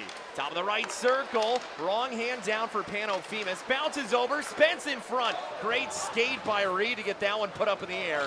And good awareness by Spence to grab it. Schaefer back of the blue line. Schaefer through traffic. That one rises and misses wide. Sauter back below the goal line with it with Alfano. Looking after it, Erie, pocket pick, Femus shot, save made by Parsons. Spence below the goal line once again, back for Alfano. Alfano's man falls down out of the ice. He was almost pulled down with him. Alfano below the goal line. Alfano as that one finds its way back in the trapezoid. Reed getting in the way again. Spence circles it back up to the blue line. Moving down, top of the circle, shot in. Parsons with a save. Schaefer will take it top of the left circle. Back for Spence on the blue line. Spence moving it down, keeps possession of it, nearly loses it, and creates separation. Alfano back below the goal line. Misseljevic on his back. Erie coming in for support outside of the right circle. Erie leading in shots for the first time today, 14-12. Bottom of the circle, now it finds its way up to the blue line. Through traffic, sent back behind for Kerry Terrance. Terrance moving and trying to get shifty here. Works this one up the wide wall. Sauter throws one on that and misses with a bit of a heat seeker on it. Schaefer wanted to move that one over cleanly, wasn't able to do so. Back at the blue line it'll go. Sent back down into the corner. This is an impressive forecheck for the Otters. They'll look to capitalize. Shot blocked away. Schaefer fired that one. Schaefer below the goal line. Leaves it back for Edwards. Edwards drives it up top of the left circle. Fans willing it here for the Otters. Royston, as that one's put up into the air, finding its way down, remains in the field of play. Edwards back to the blue line. Through traffic, chipping away at it, and a glove save made by Parsons as it's still not quite out of the zone, and Erie continues to hold it in. Moved away, left side wall, and it will have finally escaped the zone as Erie's forecheck comes to an end. That is an excellent job by the Otters, and that's exactly what I was talking about. Just keep the pressure on, have an extended shift like that. Now look at the Otters. They're out shooting the Rangers 15-12, so give them credit, able to put a little bit of pressure on. And certainly making Parsons feel uncomfortable in different regards here. Now it'll be Hayden Ellis to bring it in. Ellis, as Erliden puts that one back behind. Moving its way back below the goal line. Erie inside of the defensive end. They'll look to move it. Edwards out of the zone. Frasco wanted to knock it back down. Wasn't able to find it. Mishiak tried to cut it off. Down the ice it'll go. Not back for an icing. And Erliden will leave it back for Sauter. Sauter back below the goal line. Collected by Ty Henry. Henry, a backhand push. Goes all the way down the ice. And we'll be back for an icing with 16:39 to go in the second. So one shot offered up by the Rangers. Erie collecting 4 of their own in a very impressive offensive shift. Much, much better from the Erie Otters and keeping the pressure on in the offensive zone. Just good forecheck, good spacing, good passing is leading to these opportunities. And for Erie, just want to, again, keep that pressure on, keep the foot on the gas pedal as they look to try and break the ice and find a way to beat Parsons. Henry moving this one up and out of the zone. Connecting with Frasca. Frasca in with Hughes. Hughes through traffic. That one bouncing back in for Henry. Henry below the goal line. It'll find its way back for Frasca. Frasca lost it back. Hayden Ellis kicking it up. Back at the blue line and out through neutral ice it'll go. Ambrosio moved over into the mid slot. Looking back after it was Frasca. Mishiak, as this takes a flutter puck up in the air. Grabbed by Lamb and taken back by Ambrosio. Moved out Mishiak with it. Mishiak through traffic and through center ice, finding its way in from the left wing side. Couldn't connect with Hughes down there, and Frasca will look back after it again. Chromiak forward with it as it's brought in by Cameron Arquette. Top of the left circle goes with it. Below the goal line, it'll find its way back. Erie inside of the danger zone, trying to dig this one back out. Below the goal line, it'll go once again. Davio lost his footing and lost the puck in the result. Up against the near wall, it'll go. McNeil battled for it inside of the near corner. Top of the right circle, it'll go. Mishiak couldn't get a piece of that one. A lot of time of possession here in the offensive end for the Rangers, but no shots to show for it just yet. McNeil comes in offside, and we'll get a whistle here. So Erie does not allow any shots. They allow passing lanes, but not shooting lanes. And there was really nothing for the Rangers to work with. Yeah, they're much more structurally sound defensively are the Erie Otters here as this game has gone on. Much more like you would expect with a Stan Butler-led organization. So give the Otters credit for the way that they've been able to adapt as this game has gone on and not allowing the Rangers as much open ice as they had over the early stages, because again, early on in this hockey game, it was all Kitchener and they were finding plenty of chances and were burying them. Yeah, and it seems as though it was going to be a game that 3-0 was only the start in the opening, 4 or 5 minutes. Erie's done a nice job responding, but they really got to respond on the score sheet to give them that extra little burst of momentum. Erie, nice job done by Nicholas Holomego, brings that one back down. Challenger racing after it, battling for it below the goal line. Hammond. This one finds its way up in the near wall, and out of the zone it'll go. Holomego. Below the goal line, Parsons goes to meet it. Parsons, got to be careful back there. The Otters are always ready for a loose puck to find its way in the trapezoid. 50-50 puck bounces off of the dasher board, remains in the field of play. McNeil will bring this one in from the left wing side on the wrong hand. McNeil on a backhand, sends it off of the side of the net, and a save made by Erliden. Back up it'll go for Andonovski. Andonovski down in front, and below the goal line it'll go. 14:28 left to go in the second period as an Otter goes down onto the ice with his stick out of his hand. Working its way over top of the right circle. Here's Andonovski with it. Andonovski moving down, waiting, shooting. That one saved by Erliden. Still loose in the blue paint. Sent back below the goal line, and Erie will take this one. Up and out. Tarrant's nice move in. Tarrant's lone otter fires one. It's a howitzer and it misses wide. Back they'll go. Highmark shot blocked immediately, and a good job done by the legs of Vermilion as this one will go down the ice and back for an icing. We will head to the media timeout. 3-0, the Rangers lead it as we approach the halfway mark of the game.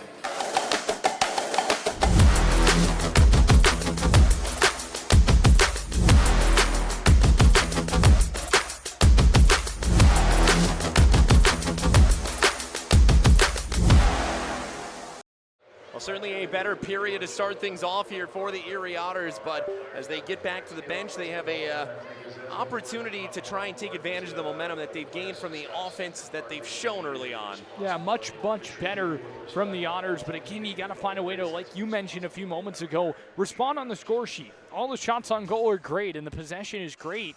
However, it quite frankly means nothing if you're not finding the score sheet. So for the Otters, that's going to be the goal here as this game moves along, and you want it to start working in that direction sooner rather than later because, again, you're only down 3-0, but you don't want to allow the clock to start to become an issue, which certainly now you've got plenty of time, still over half the game to work with, but again, that starts to evaporate quite quickly once you are down for a while. And this period especially been moving very quickly.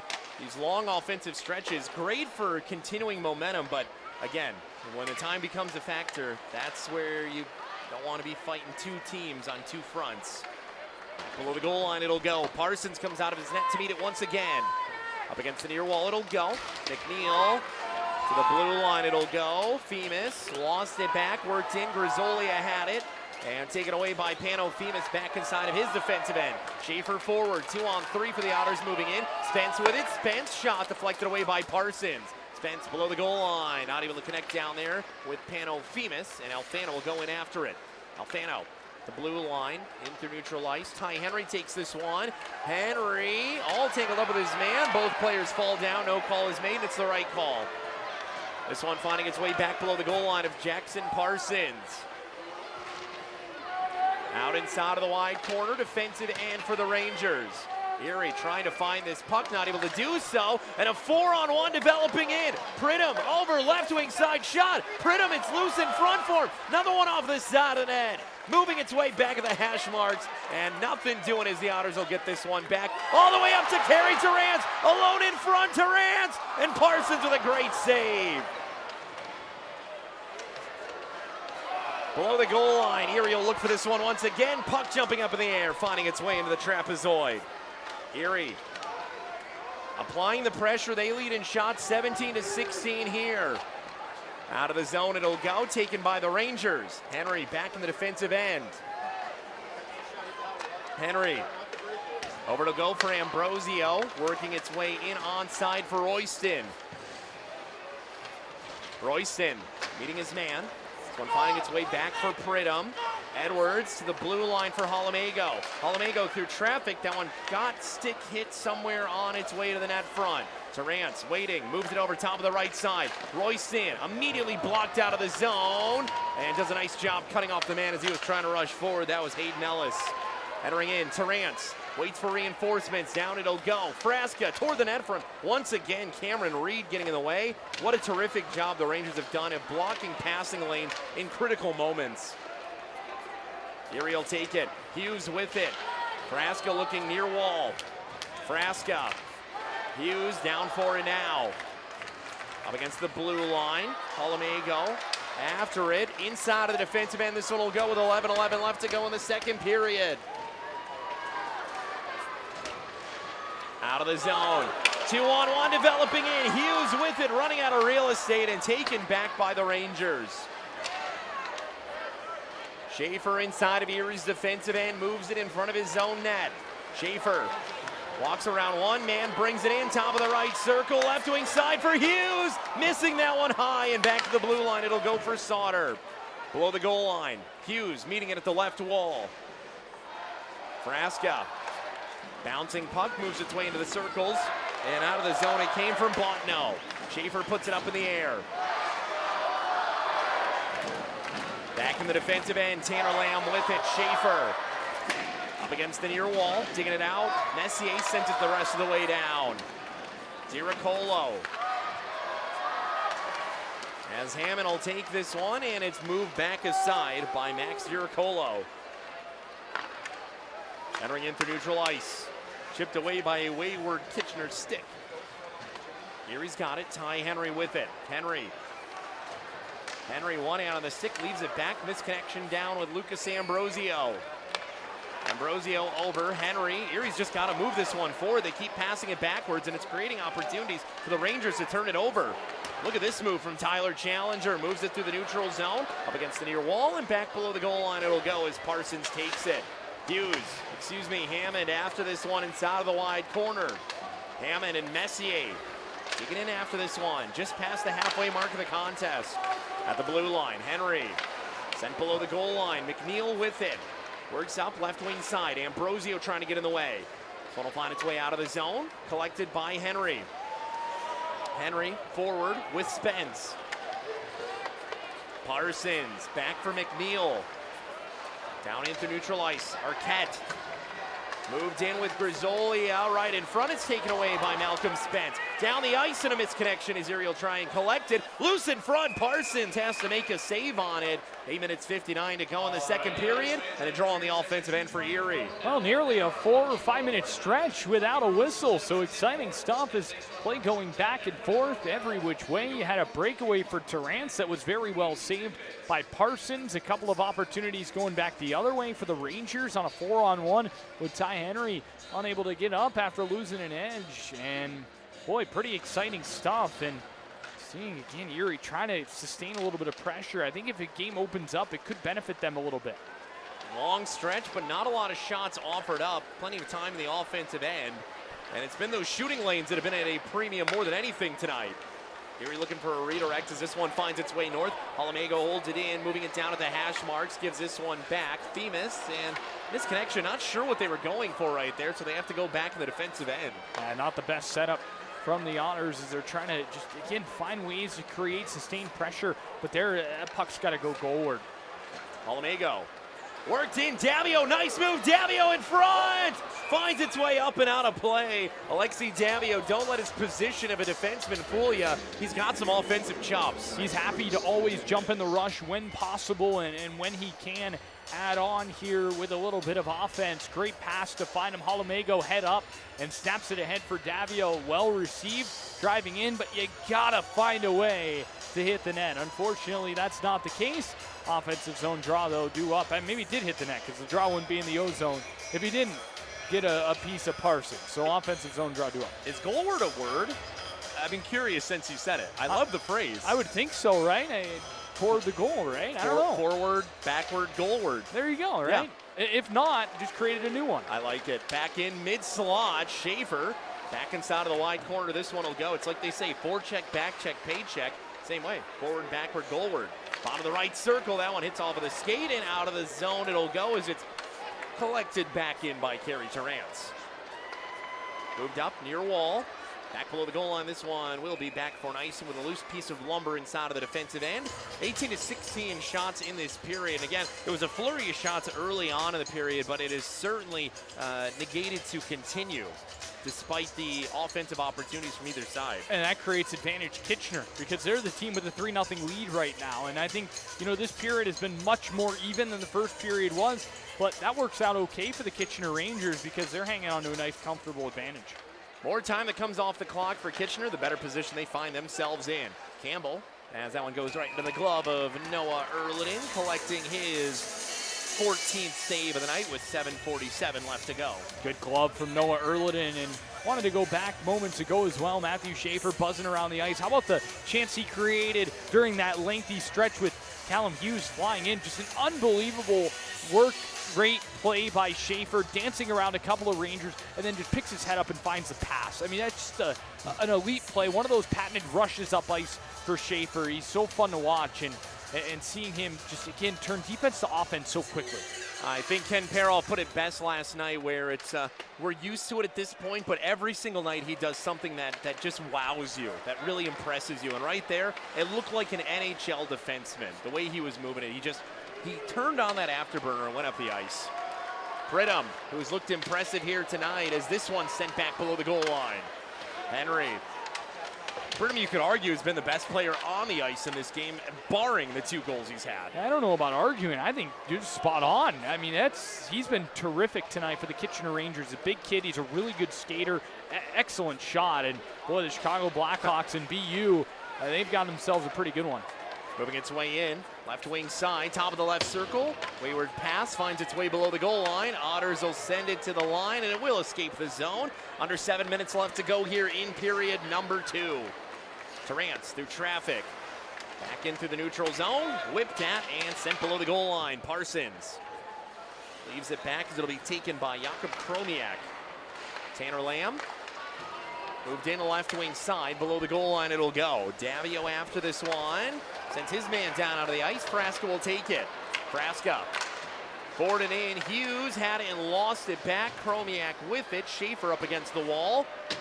And into the defensive end of the Rangers, it finds its way. Erie looking forward to the neutral zone. Bodno gets an edge. Bodno in. Now deflected away as Erliden gets the blocker on it. Out of the zone, Callum Hughes trying to find his way and fly his way back in. Collected at center ice by Ty Henry. And in just offside, it was milliseconds between onside and offside. I want to go back to the point we were talking about with Pridham again. You look at this Kitchener Ranger team, there's not really one player that really stands out. I mean, you've got Cameron Reed, Jevic, who obviously really, really strong for this Ranger team and a pretty good lineup up and down. But you add Pridham to that top line, playing alongside Trent Swick, who basically plays the Sam Alfano role for the Kitchener Rangers. That big guy who goes to the net, he's going to score you some greasy goals and just, again, such a natural goal scorer. You add Pridham to that, just kind of the all-around guy to that line. It's just a really big pickup for the Rangers. And again, I think really kind of puts them over the top, and that's not to mention some of the other acquisitions that they've been able to make over the course of this season already. And don't forget that this isn't even the full Ranger lineup. They've got guys like Luca Romano out, players who are lost to suspension, and Matthias Stark, obviously another one. When they get this full effect back, you're going to see why they are truly a CHL number 3 team. Played in through neutral ice, flapjack puck brought in. Callum Hughes had it. Frasca sends his man down to the ice, gets it on angle, bouncing off of the shoulder of Martin Mishiak. Shot in by Hughes, and I think that's the biggest thing he brings to his game. You know, there's a lot of selfless players on this team, and I certainly would include, so far, seeing that empty net assist that we got last night from Callum Hughes. But what I really like about his game, the first thing that immediately stuck out to me, he's a shooter. All he does is shoot. He has the speed, he has the skill. Might as well throw it on net. Hey, he had 6 shots last night in the game, and usually, you know, it felt like he had 3 or 4 on the one shift and ends up scoring the goal, right, and getting things off to a great start. But yeah, he's not afraid to let it fly, and I think that's a great trait to have for a guy like this who is going to probably be expected to score some goals, especially on this line with Frasca, and then you add Martin Mishiak to that. I mean, that's a really good line for the Erie Otters. So they're going to be a line I want to keep my eyes on if they do indeed stay together over the course of, you know, this next week or two here, and maybe even just heading into Christmas, and just kind of keep an eye on what they are able to produce, because, you know, really most of the season it's been the Spence, Alfano, and Femus line. They've been the one that have been kind of carrying the lunch pail for the Erie Otters when it comes to the offense. So if they're able to get production, and you know, the Terrance, Royston, Edwards line has really come along as of late. So if you've got 3 lines really producing, that's when you're going to be able to climb up the standings. When you've got that, I mean, you look at the best teams, that is what they have. So for the Otters, hopefully that can continue to be the case with the addition of a guy like Callum Hughes. Well, and it seems like from the beginning of the tenure and the era of Stan Butler, the name of the game has been depth on every line, talent on every line. Every line matches up against any line you get in the OHL or the CHL at large. And when you add a guy like this, 99th overall forward in North American 2024 NHL Prospects Guide in Callum Hughes, well, it certainly doesn't hurt. When you have a few draft picks that you can have all along different lines, you'll certainly take that as well. Yeah, always great to have down the line. And I mean, you look at the reason why he wasn't drafted, it's probably 5'11". Yeah. Because the talent's certainly there, and you know, I think in today's game, I think they're starting to become more of a place for a more undersized forward. But, you know, for Hughes, I think he can add a lot to this Otters team. And he's obviously got a lot to prove because, you know, he's going to be looking to try and find a way to a pro contract here soon. Certainly will be. And he wants to make sure that utilizing his time here in Erie, it helps him just develop his game. He talked about that yesterday in media availability. He came here because this is the best developmental league in the world, and he wants to prepare himself for the NCAA game. Outside of the right circle, this one will go. Erie takes it back as Matthew Schaefer's got it. Erie is up to 20 shots in the contest. Still no answer for Jackson Parsons in net. And below the goal line, it'll go back for an icing with 4:47 left to go. That's one of those plays from Schaefer on the icing where his head is just so far ahead of everybody else. He spotted that pass. Pano Femus, usually a guy who would pick up kind of what Schaefer's putting down right there, just not quite on the same page, so it goes down for an icing. So again, Schaefer just such an elite reader of the game and what he's able to provide. Erie wins this face-off back inside of defensive ice. And up it'll go for Trent Swick.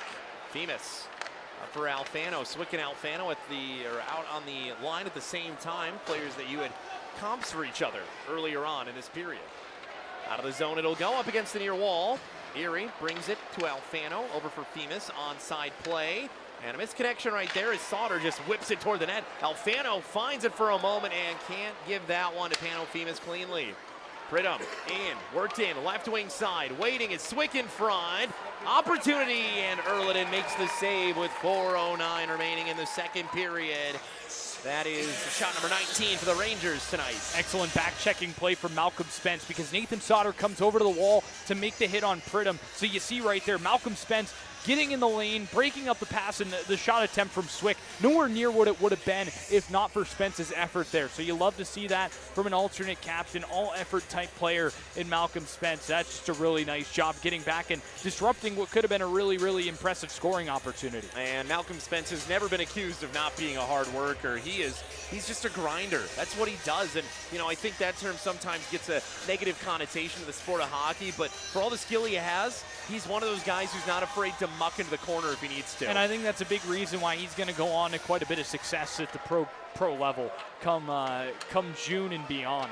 And one of the reasons him and Schaefer after tonight's game will find themselves in London for the CHL USA Top Prospects game coming up at Canada Life Place and, of course, at the Tribute Community Center in Oshawa. Entering in below the goal line. 3:48 left to go in the second period. Moved in at neutral ice. Royston looking to get something started. Royston, top of the right circle, goes bottom. Shot goes adjacent to the net. Henry gets it back to the blue line. Henry outside left circle. Edwards throws it at the net. It gets deflected away by the pillows of Parsons, who's got a 21 save shutout going thus far. That's out of the right circle. Tipped away at Alexi Davio, trying to make some moves happen again. Davio stops on a dime. Davio, bottom of the left circle. Nice pass through traffic to Frasca, trying to get it toward the net front. Makes a very strange lacrosse hit and finds its way back behind. Playing kick the biscuit along the back wall, finds its way for Davio. Thrown adjacent to the net, but not at the net. Outside of the right circle. Davio looking for it. Up against the Otter bench, it goes down below the goal line, driving the net front, trying to jam it through and not able to do so for Frasca. Gives it back below the goal line, taken back here. Brett Hammond with it. Hammond, top of the left circle, moves this one for Callum Hughes, for Frasca, back for Mishiak. Over the left wing side, it'll go. Davio with it. Davio right in front of the net, and out of the zone it goes with 2.5 remaining in the second period. Erliden well out of his net to play it. Good strong pressure from the Otters on that shift, creating multiple shot opportunities. And again, not able to get one to go.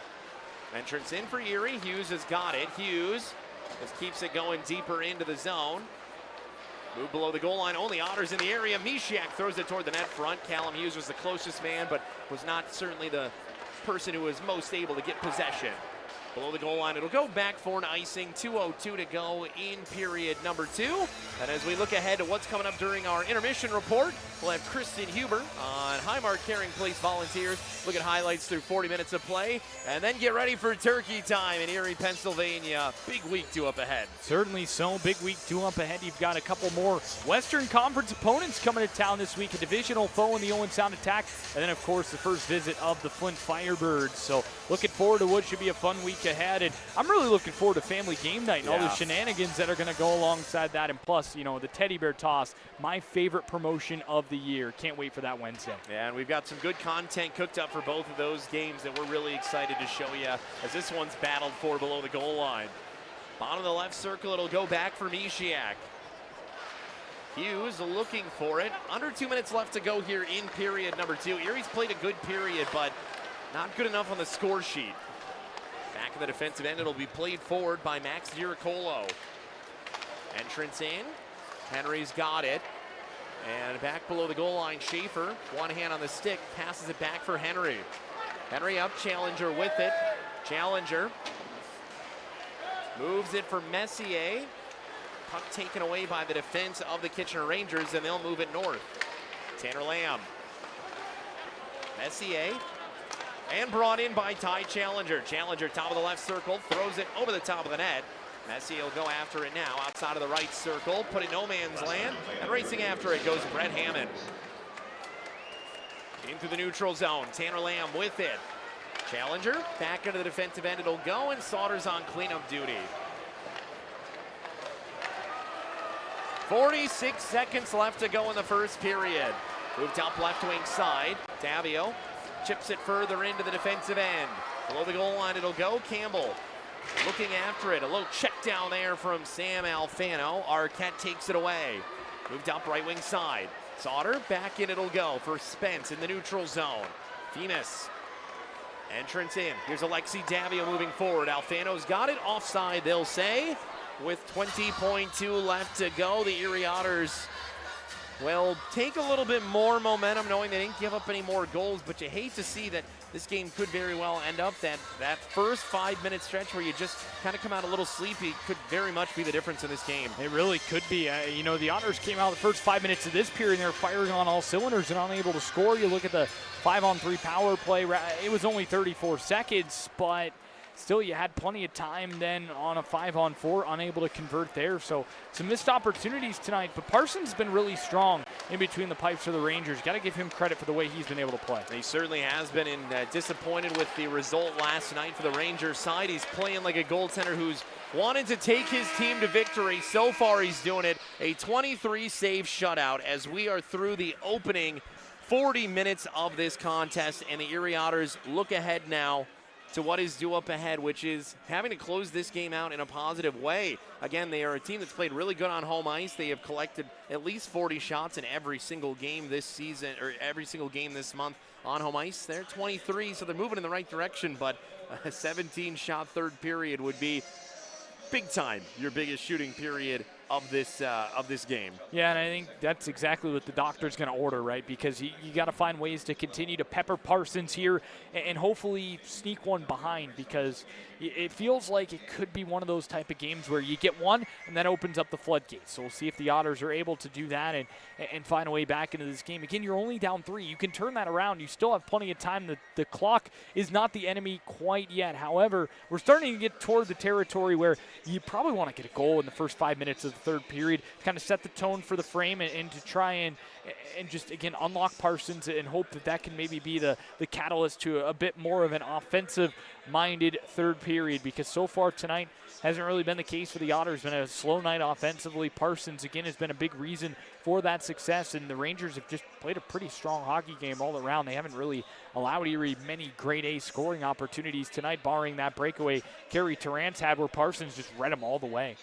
But the third period has been a very good period for the Erie Otters. It has been. It's been a terrific period for the Erie Otters, especially on home ice. You feel like every home game, especially on this homestand, they've come out with 3-goal third periods. They've stepped up big late in games, have been able to see off opponents because of the way that they've been able to step up late in periods and late in hockey games. So for the Otters, it's up to them to make this one just that. 3 goals would get them a point at the very least here tonight, barring that Kitchener doesn't add on it. You feel like if Kitchener does find a fourth, it's going to be a very long third period for the Otters. When we come back here, we will have Kristen Huber from Highmark Caring Place and look ahead to the big intermission report. We'll be back. Across the nation, the Canadian Hockey League is known for investing in moments like this. But did you know we're also investing in this and this? While you're probably used to seeing us here, we're also here and here. Through the CHL Scholarship Program, clubs award nearly $10 million each year, helping thousands of former players continue their education. So while you're seeing this, we're also doing this. The CHL, developing tomorrow's leaders. A volunteer made a difference in my life. Thanks for being there.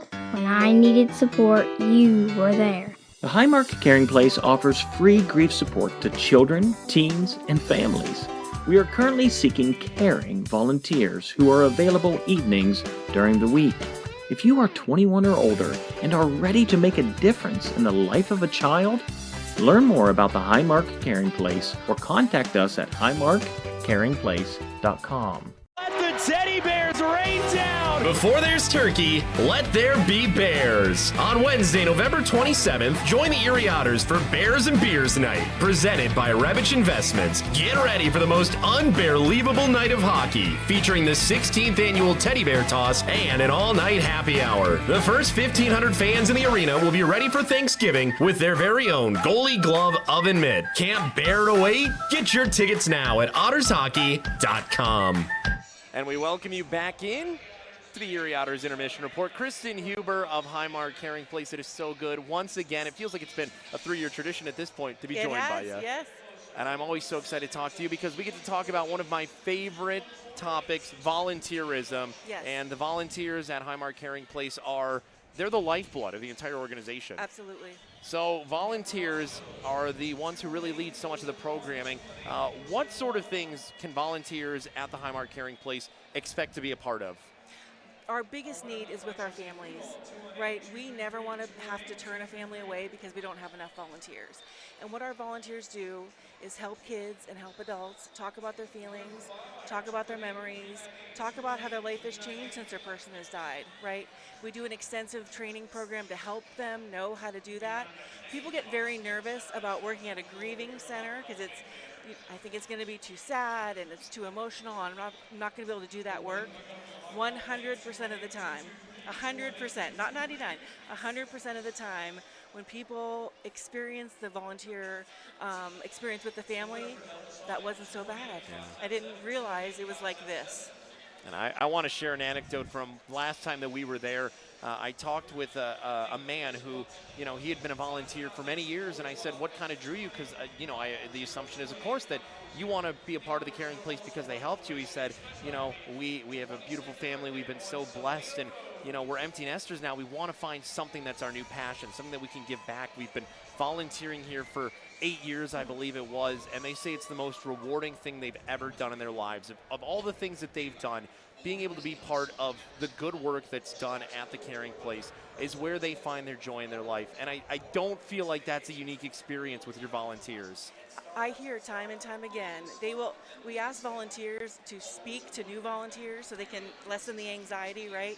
And they say, I get so much more than I give. I walk out of here feeling like I made a difference in someone's lives. And that's how I'm able to keep the volunteers that I have. And it's such a wide array of opportunities and programs because, of course, it is the grief counseling and it is the part of being able to talk about the sad days and the bad feelings. But there's so much fun and there's so much positive energy that happens at the Highmark Caring Place. And we've seen it from the group nights. It's going to get heavy, but there's so much laughter and joy that happens when it's just sitting down for dinner or playing in the game room. Yes. Our families also get worried. Like, this grieving center, it's going to be really sad. There is sadness, right, of course, because they know why they're there, but there is so much laughter and fun because they get to share the good memories too of their person and tell that story time and time again to my volunteers who are always there to listen. Again, we are here with Kristen Huber, who oversees the volunteers at Highmark Caring Place here in Erie. When you're looking for a volunteer, what is this person? What is the certain ages, or what are you looking for when volunteers are sought after? Sure. Due to the sensitive nature of the topic, volunteers must be 21, and because we take children from birth until 18 years and seniors in high school, it wouldn't make sense to have someone that's 18 years old, right, in those support groups. Sure. They have to be 21, and they have to really want to sit and listen and be there for someone. Everything else we'll train them to do. When we talk about volunteerism, if people do want to get involved Yes. with volunteering at the Caring Place, what's that first step? How do they get there? The best way is go to highmarkcaringplace.com, and you can find the Erie site, and then my picture is there. You click on the picture and connect with me, and I'll lead them in the right direction. Again, we are here with Kristen Huber of Highmark Caring Place Erie. What have nights like tonight, what have nights like Children's Grief Awareness Night done for showcasing the organization, and especially showcasing that the people in this audience can be part of the program in a beneficial way? Right. Well, as they were telling the story, full disclosure, I was tearing up. Me too. Me too. And I work at the Caring Place, right? But I'm tearing up, and I hear these stories all the time. So for people to come to an Otters game and be able to very unexpectedly write the name or the relationship of someone in their life that has died, and for 30 seconds hold that up and be able to remember that person. You don't do that. You don't do that anywhere, right? People at work aren't asking you. Your friends aren't asking you, do you want to name the person that you're really missing? Then you come here, and there's thousands of people here, and you can honor all the people who are hurting in a big way, because we've all had some sort of loss, in our life that's impacted us, right?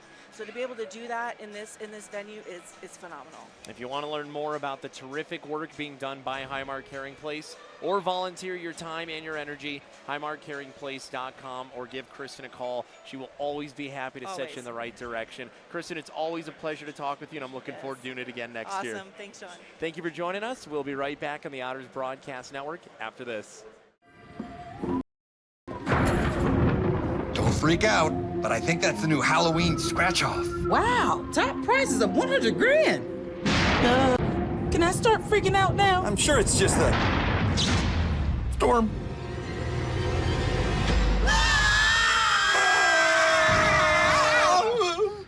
Well, I did not see that coming. Scratch-offs this spooky take on a life of their own. Keep on scratching. Boom! Community Shelter Services has been in the Erie community for the past 50 years and has become much more than a homeless shelter. We can now keep families together in our new tiny homes in the Kiwanis Family Village. We serve 4 hot meals a day. We are a helping hand throughout our community. We lift our clients up, even on a bad day. If you'd like to drop off donations, you can do so right here at 655 West 16th Street, or visit our website to learn more about our mission of creating a pathway to housing, help, and hope. As Parsons takes it back below the goal line. Moved in from the right wing side. That one sent back around by Reed. To the blue line and out of the zone. Ellenis 2-on-1 developing. Worked over right wing side in front. They score. Just 37 seconds into this one. The Rangers strike first blood on their first shot of the game. And it's Jack Pridham leading the charge. A recently acquired piece for the Rangers. Ellenis brings it down Main Street, off the pipe, and it's deflected away. Erie goaltenders have been saved by the Iron quite a few times in the month of November. Opportunity in front, and they score. Trent Swick right in front, and it's a 2-0 lead for the Kitchener Rangers with 15:57 remaining in the first. Again, we talked about how it could be such a catalyst for the offense. And, I mentioned the stat that Erie, in 5 of 7 games where they've scored a shorthand goal, they've scored at least 5 goals, and that includes last night. So it's been really impressive to see what they've been able to do, and he's been happy with it. Shot in front, they score. Power play goal. Rangers up 3-0 as Jack Pridham collects his second of the night. And it is all Rangers as they are taking this one over early. This is Hughes. Deflected back. Worked for Grizzolia. Lost back near wall. Mid-slot, and the Otters get it. Erie will bring it out of the zone. Speed rush developing here. A 3-on-2. Worked in right wing side. Frasca in front. Parsons, great save. And Erie finally gets its first shot of the night. That's where we are through 2 periods of play. A little bit tighter around the Ontario Hockey League. Brantford in a 1-1 game with the Kingston Frontenacs. And Niagara, the same deal with Sudbury.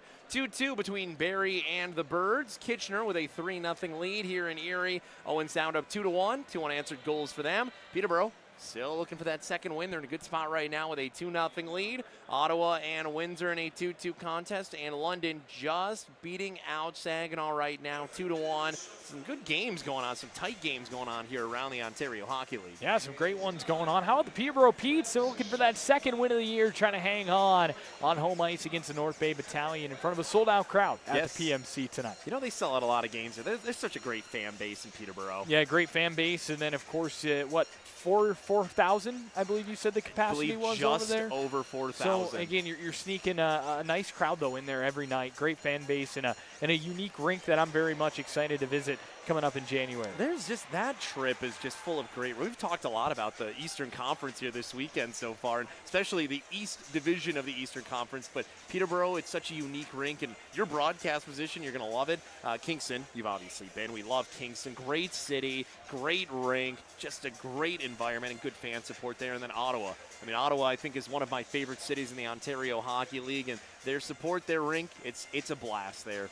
Always, yeah. I'm really looking forward. I've never been to the Canadian capital, so really looking forward to my first visit to Ottawa. And I've heard that they've installed a broadcast booth at TD Place, which is a huge step for us. Heard internet in Sudbury, which, again, great step there for the NHL's preseason game they played there at the Sudbury Community Arena. And then the press box in Ottawa with the World Juniors being staged there coming up. So good opportunity for us there, and then hopefully looking forward to a brand new space to call a game, and hopefully maybe in a couple years' time you'll join me. That's there right. in Ottawa. But hey, especially weird though that we're talking so much Eastern Conference on a 4 or 5 homestand of Western Conference teams, right? But hey, always fun. As tonight Erie looking to find a way to bounce back, and that's been certainly easier said than done.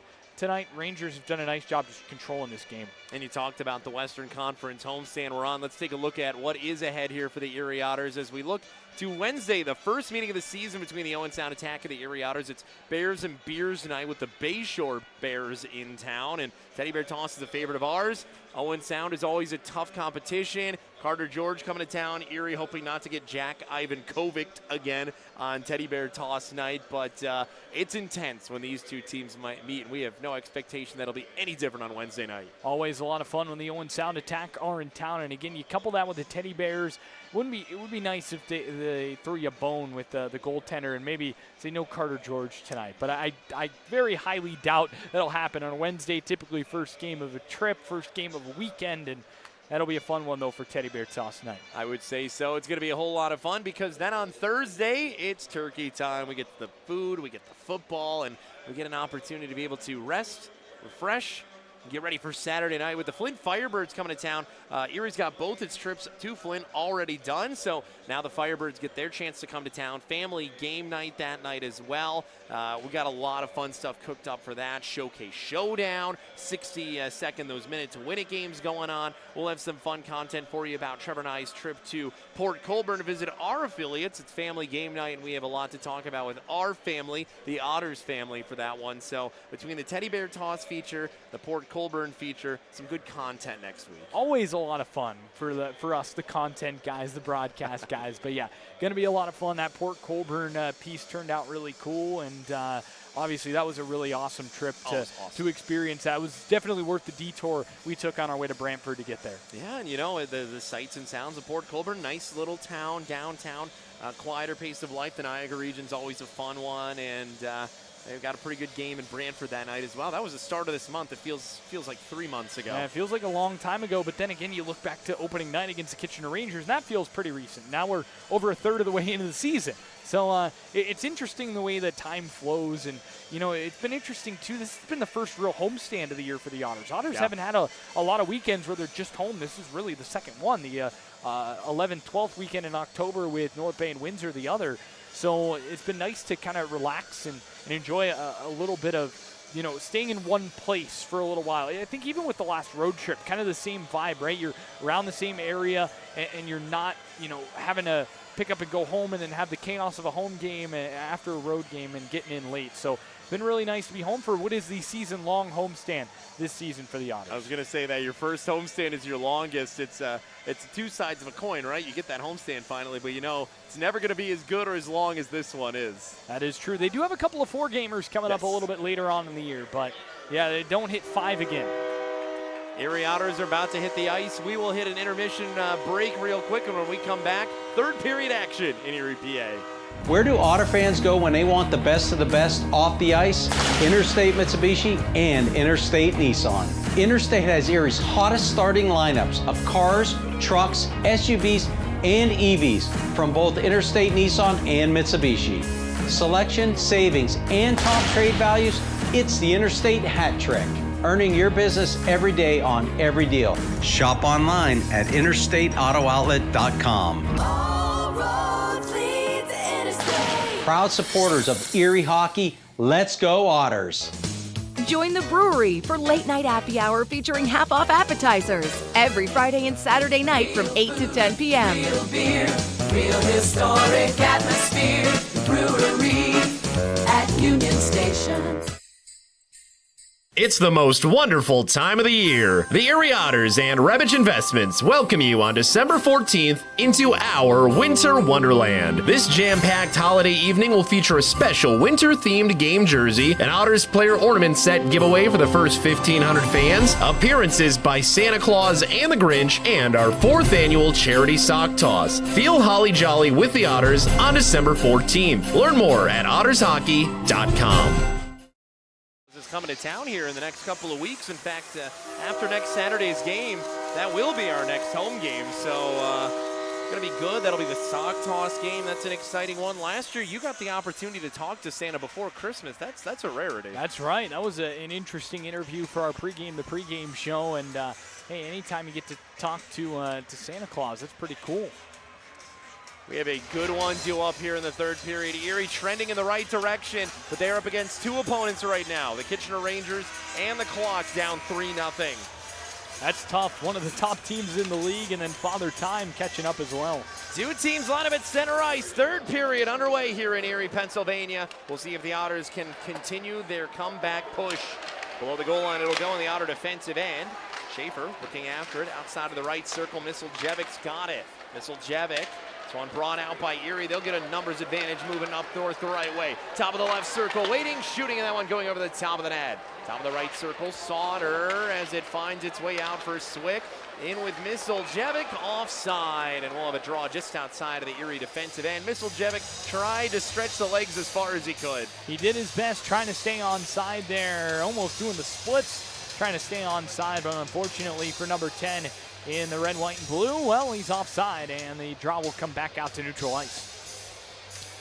Jackson Parsons, who's pitching a 23-save shutout, getting a quick relapse and a quick refresh with a drink of water. Been playing good hockey here tonight, and Kitchener's going to be leaning on him quite a bit here in the third period to get things closed out. Mentioned it to you early on, a really nice, classy touch having the butterfly on his mask. Moving its way in and down, the butterfly, of course, part of the symbology of Children's Grief Awareness Day. And again, Kitchener's been nothing but first class in participating alongside our organization for it. Luca Lombardi, Mike Farwell, and the entire team over at Kitchener. They're one of the best in the OHL off the ice for a reason. Working its way in, Martin Mishiak, top of the right circle, working its way down. Hughes had it and lost it, grabbed at the blue line, Ambrosio with it. Frasca digging in after this one as it finds its way inside of the corner. And we will get a whistle to blow this one dead with 18:51 left to go. Yeah, so we'll see where they drop the puck. Looks like it'll come back out into neutral ice. Looked like a hand pass was the call. Isn't the traditional hand pass signal there, but face-off will indeed come back out to neutral ice. So Erie just over a minute in, not really much established so far in the early stages. Just kind of more of a feeling out process, which Erie probably doesn't want to be in at all. No, you want a little more high-octane action. You're going to have to start selling out a little bit here if you're the Erie Otters. Again, you're playing good hockey. It's just that opening 5-6 minutes that has really put you in quite a tight bind.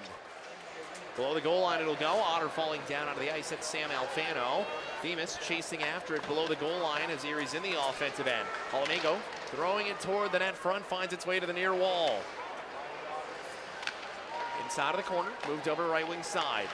Exit out of the zone, the puck will go. Kitchener moving north with it. Rangers bring it back below the goal line of Noah Erliden.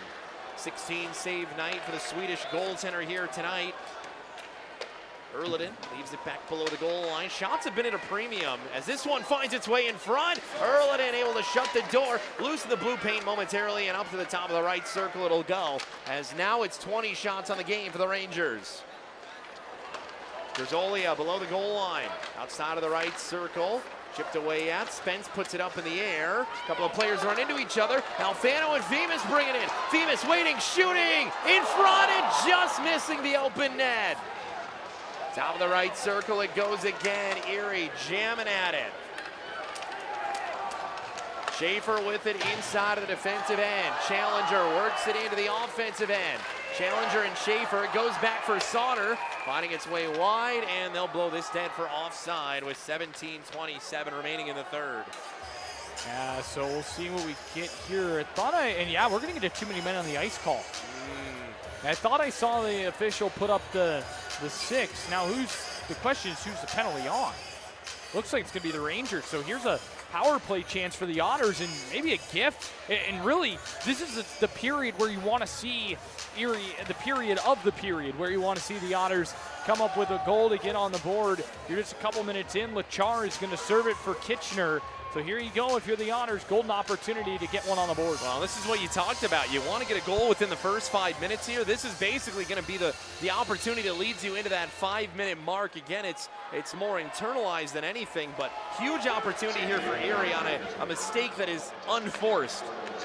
Top of the left circle below the goal line, trying to jam it through. Door is quickly shut. Nice job done by Trent Swick. Mr. Everywhere tonight for the Rangers. It's a play Sam Alfano loves to make, that jam play down below the goal line. How many goals have we seen him score? But that was maybe not time and place for it. It was a pretty easy save. Parsons had it well read and a quick, easy clear. Well, I'll answer your question with a question is how many goals does Sam Alfano have this season? And that's about the same amount. Inside of the near corner it'll go. Alfano waiting, top of the right circle. Alfano leaves it back for Themis. Up it'll go for Dylan Edwards. Edwards, top of the right circle, driving down, leaves it back as it'll be taken by Tarrant. Tarrant at the blue line, holds it in, stays onside. Themis outside of the circle, battling for this one still, and taken away by Andonovski as Erie will look for it. Moved out of the zone, it goes up and out of play, but will this one be a delay of game, or will it be a puck out of play on a deflection? I think it was a deflection. I didn't really see much of a signal, but draw will stay in. So it must have hit the glass. I mean, it went screaming in, and there was a pretty good reaction. So I wonder if a fan might have made the snag on the fly over there on the far side. Got to keep your head up at a hockey game. You thought it was only the Seawolves game, but this weekend, I think there's probably been 8 or 9 pucks donated to the crowd. Yeah, there's been a lot of souvenirs sailing into the seats here at the EIA. So you come to the game, you never know, might get a freebie, but you got to make sure to keep your head on a swivel for it. Mishiak working its way top of the right circle. Frasca, a few more edges on a puck than a baseball as well. So neither you want to get hit by, but definitely keep your eyes open. Mishiak. Back it'll go, top of the left circle, Davio over Frasca, working, left wing side, one-time shot.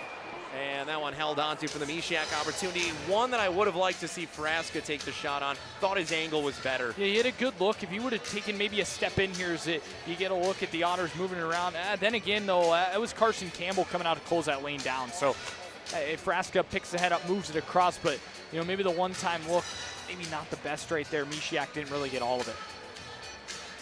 And how good have the Rangers been tonight on blocking everything?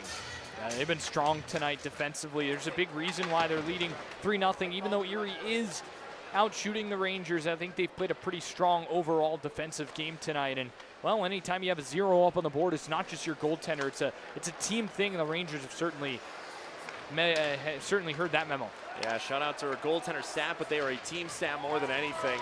Top of the right circle, this one will go. Frasca comes out of the zone. That should do it for the Otter power play. A freebie of an opportunity, but not able to be taken advantage of by the Otters. Spence Up against the near wall. Working its way in, Diracolo with it. Diracolo centering that one for Misseljevic. Erie gets it back behind the goal line as it'll be moved around here by Henry. Out of the zone, should be back for icing. And with 15, no, they'll call this one off. Erie's able to win that one back. Hughes is back there. Callum Hughes trying to be a catalyst. Hughes in front. That one blocked yet again. Hughes will fire it, blocked again. Outside of the right circle, Terrance.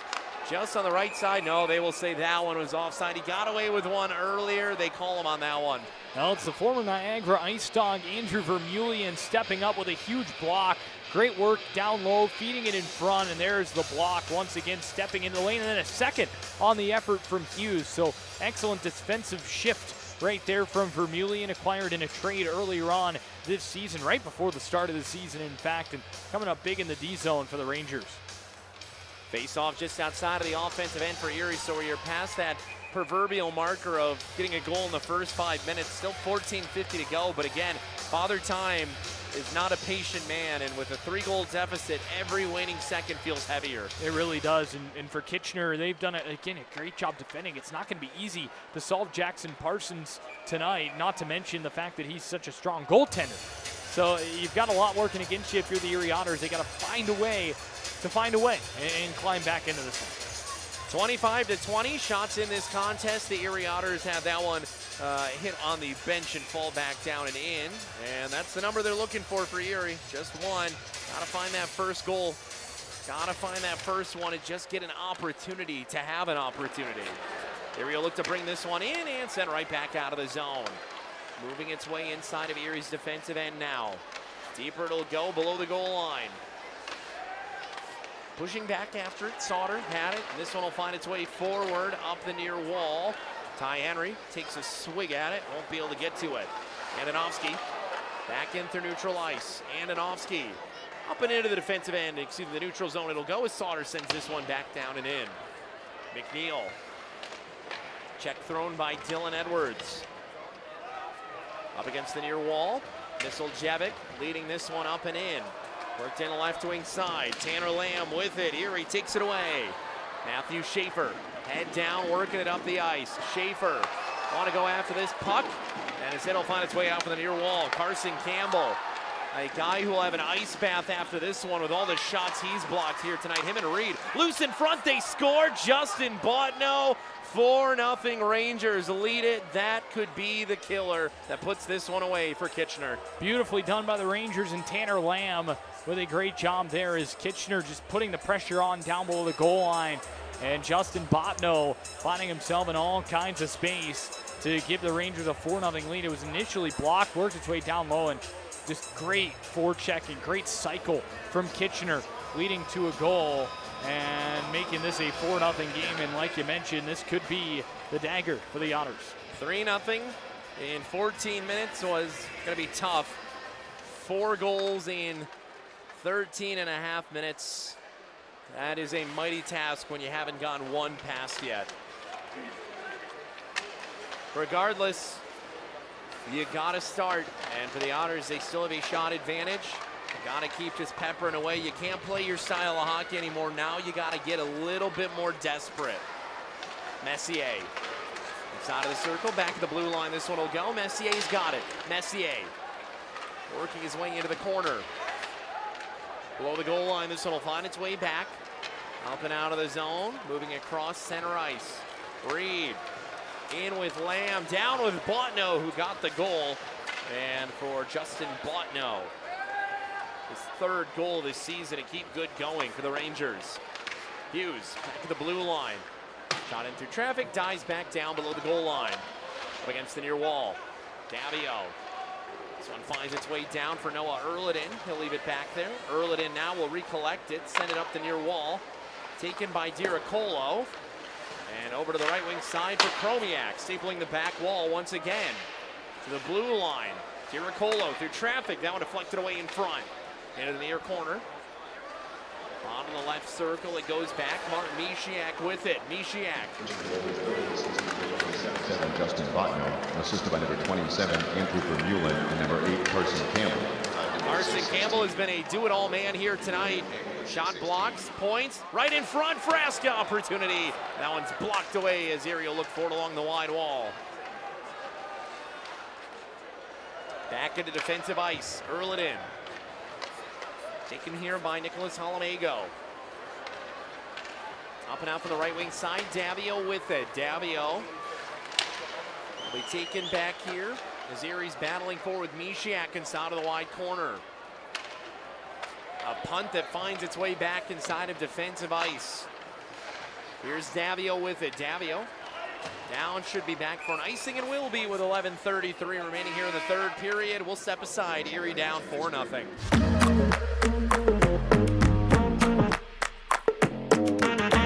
My OHL is where people can speak up because it's all about communication. And at the end of the day, it's just so important that lines of communication are open. An environment is fostered and one that from players and staff feel as though, they're supported and that should they have any concerns, there's a very clear process in terms of, how to bring them forward. Well, the biggest cheer of the night so far for the fans, it's the t-shirt toss. You want to leave with something, and some fans disappointed because not everyone can get a free shirt. You got to win it. You got to earn it. Including us up here. Yes. For what is this, home game number 8? 7? 7, something like that. This is home game number double digits. Yeah, we're 10. Wow, it doesn't feel like 10. No, it certainly doesn't. So you doesn't. got, 24 more of these to go, Sean? We got 24 more chances. Because we're running out of games in the booths where it's very possible to find a t-shirt. Well, I'm telling you that our opposition in the OHL needs to up their number of t-shirt tosses because we've been to quite a few buildings that just don't do it. And we're over a third of the way through the season, by the way, at this point. You mentioned how time is moving, and once we get into the holiday break and into New Year's, boy, this season is going to be absolutely whipping by. Yeah, and a lot of games in a pretty short amount of time, and you start looking ahead to January 10th, which is not really all that far away, and of course a big night around here. Already sold out is that Connor McDavid night. I know the OHL is going to have staff here. I know NHL is going to have staff here. I know quite a few VIPs that we haven't even been able to announce yet are going to be here. So a whole lot of fun coming up with that one. And I know we're both giddy for it. We both want that opportunity to get the legend here in the booth and be able to just talk about his time here in Erie. Yeah, it's going to be a lot of fun. And again, that's not really super far away. No. You've got a handful of home games leading into Christmas break. You've got the Guelph Storm, and then New Year's Eve after that, a home game on a Saturday against the Windsor Spitfires. And there it is, after a Wednesday night game in Guelph, by the way, midweek, throwing one at you. They call it the coldest rink in the OHL. You've been. Do you agree? I disagree. I don't think it's that cold. I mean, I think it was a little chillier last time I was there than it was the first time I was there. Brantford was rather chilly. Yes, this is the true. first year, but then they fixed it this year. It's nice and warm. Well, you know what the warmest rink in the OHL is, right? The Erie Insurance Arena? Right where you're standing. Especially on a warm April playoff game day. Oh, you feel it. You feel it. And I'm not complaining by any means. I'll take warm over cold any day. That's why I love the summer. Entrance in from the left wing side. The Otters moving down and in right toward the net front. Davio with a full head of steam runs into the netminder but didn't have the puck with him. Swick will bring this one in. Just outside of the halfway mark of this third period. Erie still held off the score sheet to date. Alfano, lead feet up and in. Delayed offside turns into an offside. And the Erie Otters, well, I mean, you know what the ultimate, you know where you're at in this game, right? 9:53 to go. It's a 4-0 game. How do you finish this game out with positivity and momentum? I think a goal would do wonders, right? Anytime you can break a shutout, you never want to get shut out, let alone on home ice, right? It's never fun. And so if you can find a way to get one on the board, I think that would build a little bit of a consolation for this Otters team heading into, again, a pretty quick turnaround this week, right? You got the off day tomorrow. You're back on the ice Monday, Tuesday, and then right back at it with the Owen Sound attack and a couple of familiar faces with that attack team as well coming back to town. Well, it's a very odd week because you have a Wednesday midweek game and then nothing until a Saturday game, and you don't travel the whole time. It's, again, it's a nice reprieve in many senses. Erie's played what, 3 straight 3-game weekends in a row? Not all 3 and 3s, but 3 games nonetheless. That wears on the legs quite a bit. It really does. It's been pretty tough, right? So to have a chance to play just a 2-game weekend, a little bit simpler, but then right back 3 on the road in a more stretched out space, and again another 3 and 4 coming up as they travel up way north of the border up to Sudbury and North Bay. Well, way north to North Bay, indeed. Out of the circles, this one will come. Kitchener playing cat mouse inside of their defensive end. Turnover force, Frasca in front. Parsons shuts the door yet again. Outside of the left circle, this one will go. 8:45 remaining in the contest. 4-0 lead for the Kitchener Rangers. And for Kitchener, you have a team as well coached as this one is, with as many weapons as it is, even with them out of the lineup. Some nights are just your night, even when you look at paper and you look at the health report and you think this shouldn't be their night. Hey, you certainly do, and with kind of how things are going, as Grisolia catches one up high. Grisolia slow to get back up. He will get right back into it, grabs at his face, and Erie shoots this one in where it's held onto by Parsons. 8 minutes and 15 seconds left to go in this game, but just goes to show you, we know it, it's not a surprise. This is a really, really good Kitchener team. Yeah, it really is a strong Kitchener Ranger team, and they're so well coached with UC Ahokas, and they've got great goaltending. You know, I think coming into the season, a lot of people thought, and I think I would certainly say myself included, that this might be a bit of a rebuilding year for the Rangers. But they're one of those teams that very rarely seems to have a rebuilding year. So they've done just an unbelievable job of getting younger, but still being competitive and relying on a few veteran pieces to really lead the way. Guys like a Trent Swick or an Adrian Miseljevic or a Matthew Ananovsky to really step up and lead the way, and not to mention how well Parsons has played down the stretch here. Parsons has been tremendous tonight. A 27-save shutout Bruins so far, as this one bounces toward the net front in front of Noah Erliden and will find its way out. Excuse me, 23-save shutout so far. No, 27 saves. I'm all messed up here, folks. Math is hard. Outside of the left circle, this one will go back to the blue line. Erie working it down, left wing side. Edwards stopping, getting this one back for Terrance. Puck in the air, and out of play it'll go with 7:37 remaining in the third period. 27-23, Erie leads in shots here. And you can't be, again, you want to win every game. You want to dominate every single game. But even with this loss, Erie's going to be 4-1 on home ice in the month of November. And they've been playing really, really good hockey in front of the hometown faithful. Record will move likely to 6-2-1-1.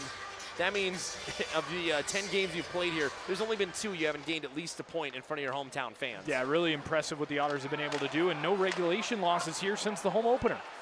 This one finds its way in front for Alfano and set aside by Jackson Parsons. Entrance in left wing side, Miseljevic loses his footing, and Erie will get this one back. Out of the zone, here comes Erie. Blue line pass for Ty Henry. Henry toward the net front. Alfano gets hit up high. He'll go down to the ice. Nothing will be called. We'll play on.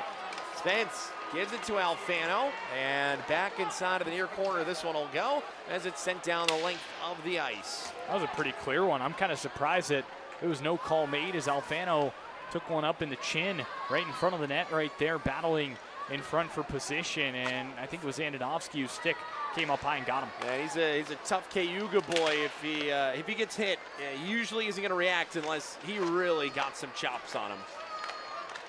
So it'll find its way back in, wide wall. Themis will take it. High sticks are usually relatively easy to call too, because the player reacts to it. You can tell where they sometimes get fooled as a player will try and steal one sometimes, but I think that one there was certainly contact with the stick made. Near wall, into the offensive end come the Kitchener Rangers. Erie will just punt this one back out to neutral ice, and Vermillion will take it. Back in it'll go. Erie found it below the goal line of their defensive end. It's Alexi Davio with it. Davio leads it forward. Final 6 minutes to go here in the third period. Erie trailing by a 4-0 score. Approaching 30 shots in the game. Into neutral ice, touched up by Callum Hughes. And they'll say no icing, as Hughes did hit that just on the right side of the red line. Hughes after it, Frasca trying to take it. This one moving its way out. Entrance in, left wing side. Vermillion inside of the near corner, he'll go with it. 5.5 to go. Missed opportunity, working right wing side, and that one bouncing off of the back glass. Andonovsky, D-to-D passing, Vermillion with it. Kick this one out, finding its way up the mid-glass, into the air. Top of the right circle. Shot in from the blue line. Back it'll go on the near wall. Frasca. Leaves this one behind for Nicholas Holomego. Moving down in through neutral ice. Hughes not able to get to that one. Down below the goal line will be taken. Final 5 minutes left to go here in the third period. Yeah, Otters just, again, try and do whatever you can to find a goal before this one ends. But there's kind of an acceptance about the way that this last few moments have been played by both teams. It feels like the result is almost imminent. Misiak back for Frasca. Now a rush in front. Hughes, that one kicked away by the toe. Worked in left wing side. Hughes for Davio. Davio trying to make something happen. Lost it off his stick. Davio back it'll go left wing side. Frasca for Sauter. Sauter back below the goal line. Martin Misiak in after it. Just over 4 minutes remaining in this contest. Davio lines up for a shoulder. Gives this one back over for Hughes. Martin Misiak. Back it'll go for Davio. Davio puts this one up in the air. He'll go off for a change.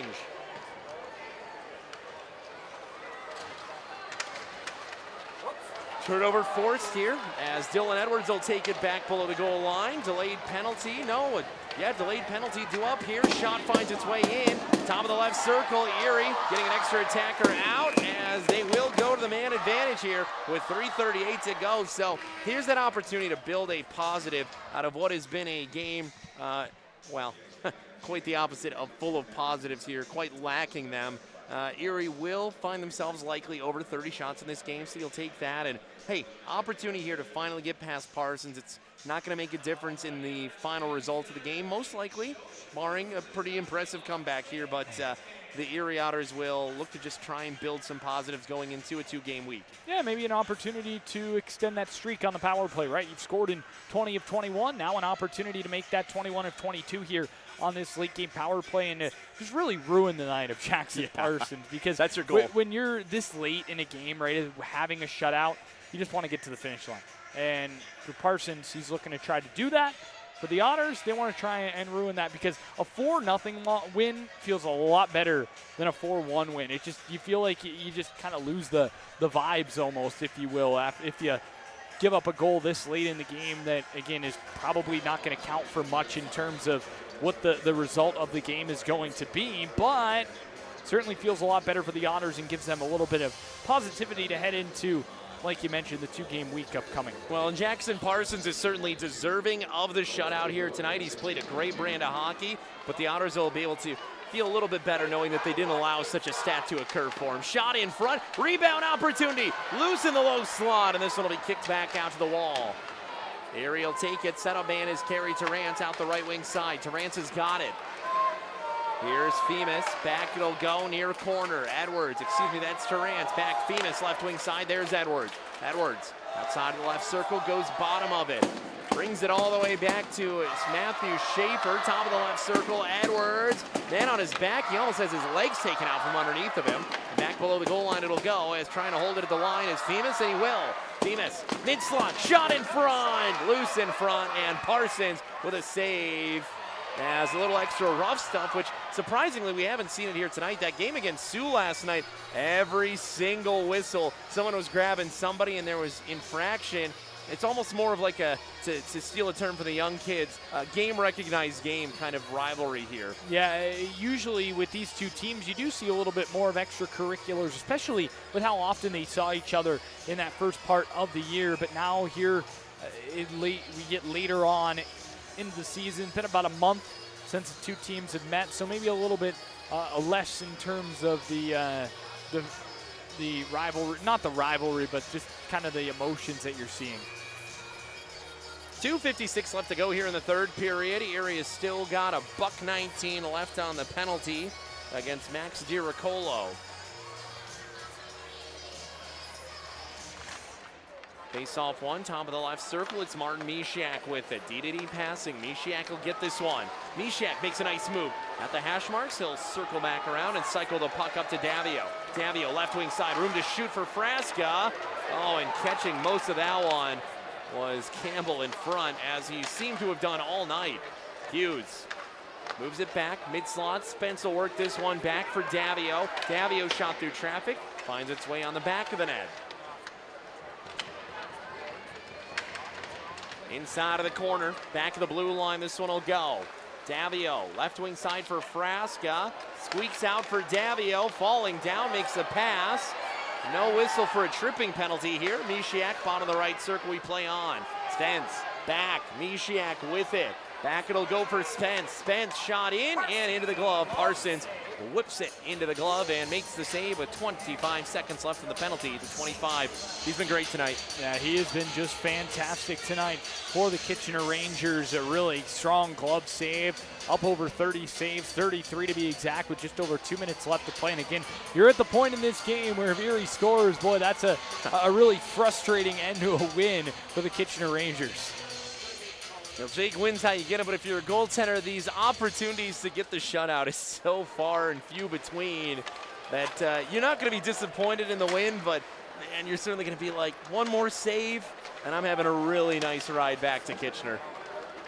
Down the ice it'll go. Noah Erliden knows he had 2 shutouts to start off this month of November. Back-to-back home games. What a sweet feeling it is. Yeah, and the score in both of those games, 4-0. Well, there's something to say about that. 1:40 remaining here in this one. Penalty comes to an end, so Erie's power play numbers will likely see a little stutter here tonight in terms of the streak continuing.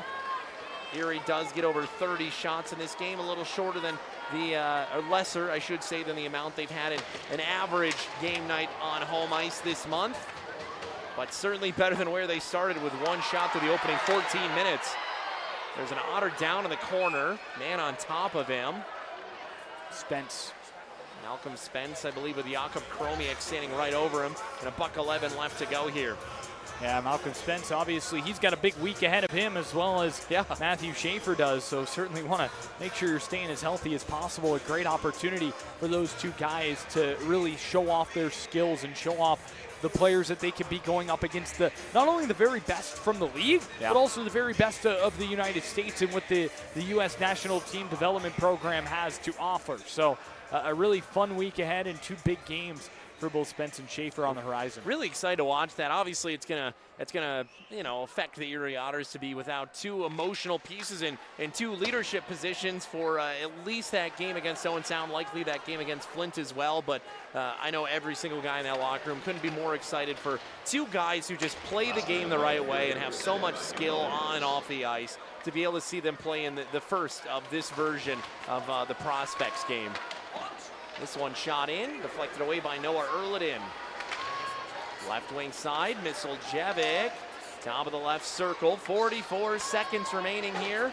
33-26 shots favoring the Erie Otters. They should win the shot game in this contest. Now it's an opportunity to break up the shutout. Shot in, and nice defensive play made. Cameron Reed and Carson Campbell just give them gold stars tonight in terms of what they were able to do defensively. Yeah, strong decor for this Kitchener Ranger team, and excellent work hustling back.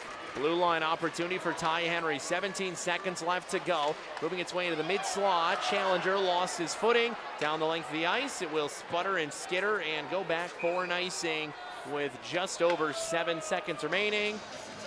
Now the play here for Erie is get a face-off win. Try and sneak one through and close out the night. But we are imminent on Jackson Parsons coming up with a shutout win. And UC Ahokus, a former goaltender back in his days. In fact, we talk about all the BCHLers. He had a stint in the BCHL with the Victoria Salsa as well.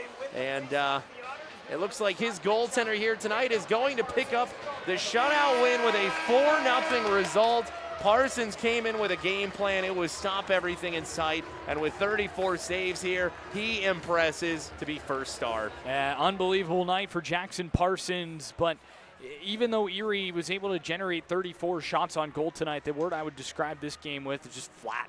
Yeah. Not a lot of energy from the Erie Otters here tonight, and just quite the rough performance here on home ice, and they fall at the hands of a very strong and getting stronger Kitchener Ranger team here tonight. And boy, they really a very emphasis on the bounce back for the Rangers. They do so with a little bit of emphasis again, and I really give them credit as they go on to a win here.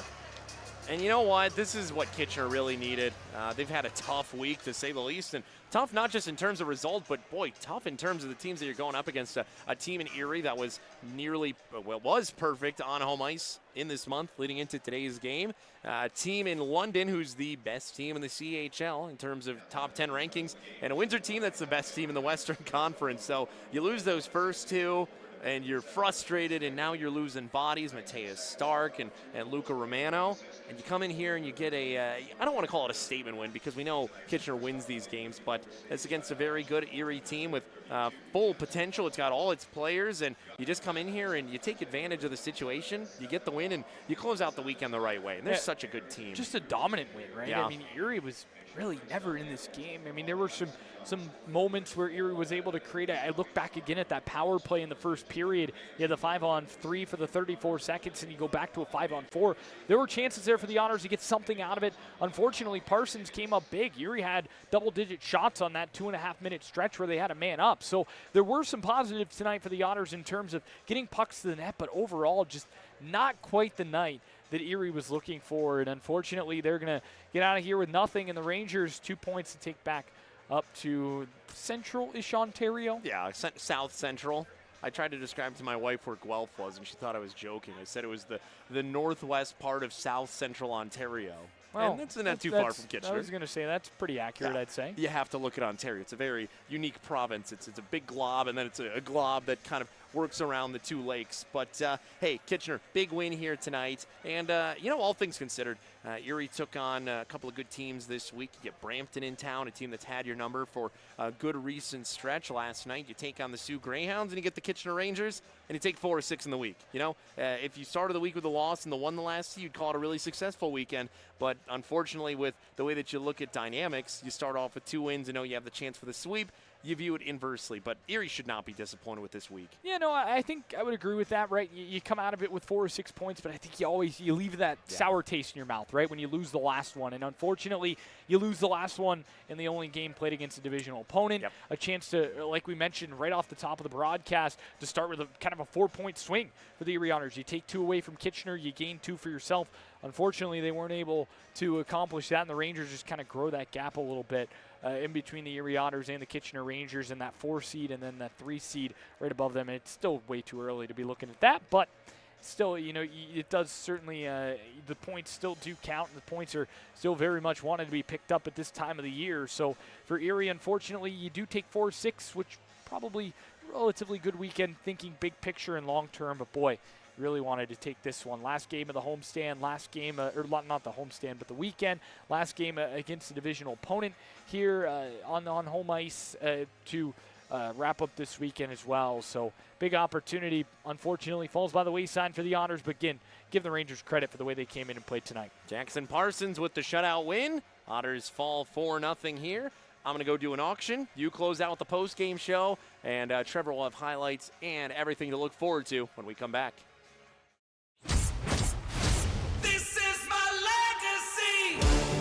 Tacoma has a dominant legacy as America's favorite small pickup for almost 2 decades. Known for reliability and capability. Now buy a Tacoma with low 4.99 APR or lease an SR for $279 a month. This is my legacy. Toyota, let's go places. When it comes to health education in the Erie region, Northwest Pennsylvania AHEC is the name to know. But what is AHEC? Do they provide education to high school students on health careers? AHEC does that. Continued medical education for professionals? AHEC does that. Training for community health workers? AHEC does that. And even more? AHEC, yeah, they do that. Learn more today at nwpaahec.org. Northwest Pennsylvania Area Health Education Center, advancing Pennsylvania's health through education.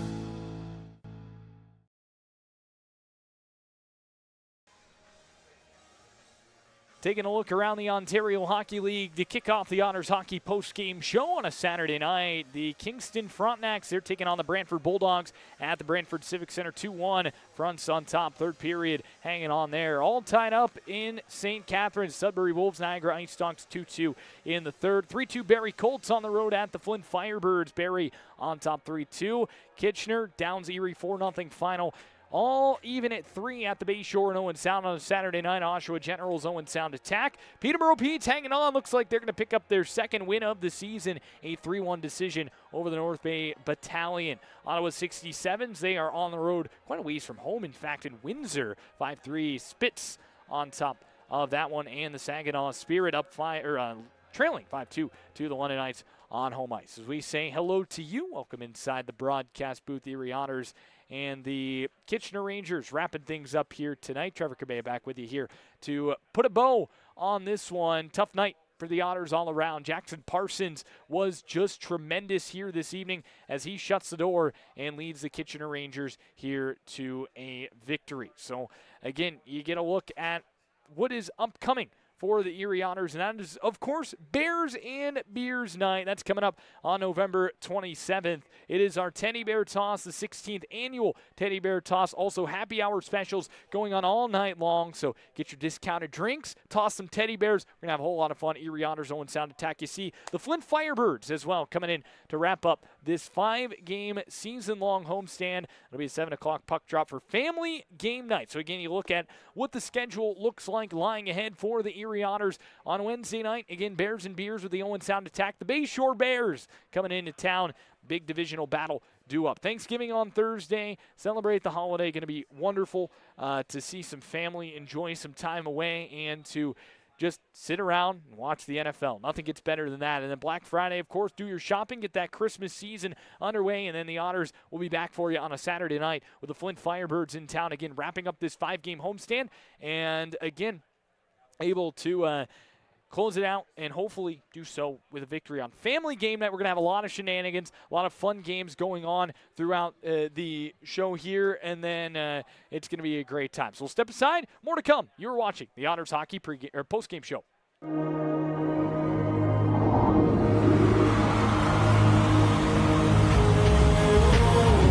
coming home now. I'm coming home.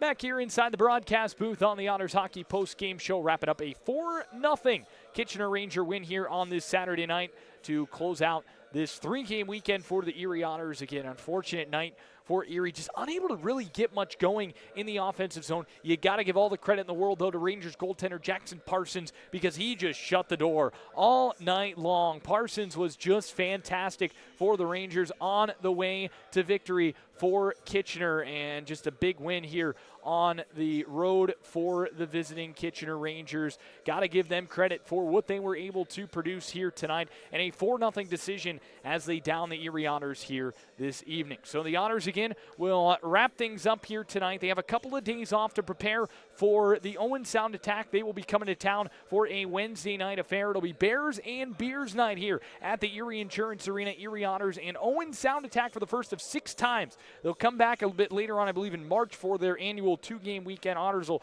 spend some time up at the Bayshore as well, a part of a couple of lengthy road trips on the way with those ventures up into the northern part of the Ontario Hockey League and up to Owen Sound. So for the Otters, they wrap things up tonight. We'll see you on Wednesday. We will leave you now with the highlights to how things ended. For my broadcast partner, Sean Bednard, for our very own Mario Bruni over to my right, spinning the dials, making sure that everything goes smoothly. Bryce doing highlights, Kaylee, the entire team back in our radio stations as well, spinning the dials, getting us on the air and making sure everything goes swell. My name is Trevor Cabea. Thank you so much for joining us here on the Otters Broadcast Network. So long and good night.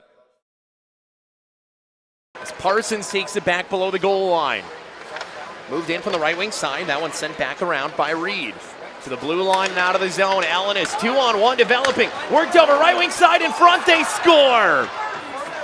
Just 37 seconds into this one, the Rangers strike first blood on their first shot of the game.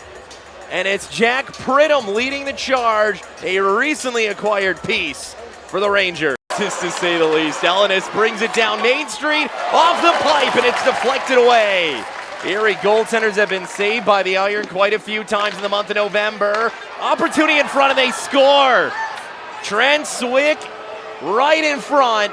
And it's a 2-0 lead for the Kitchener Rangers with 15:57 remaining in the first. Again, we talked about how it could be such a catalyst for the offense. And, you know, I mentioned the stat that Erie, in 5 of 7 games where they've scored a shorthanded goal, they've scored at least 5 goals, and that includes last night. So it's been really impressive to see what they've been able to do, and he's been happy with it. Shot in front, they score, power play goal. Rangers up 3-0 as Jack Pridham collects his second of the night. And it is all Rangers as they are taking this one over early. This is Hughes.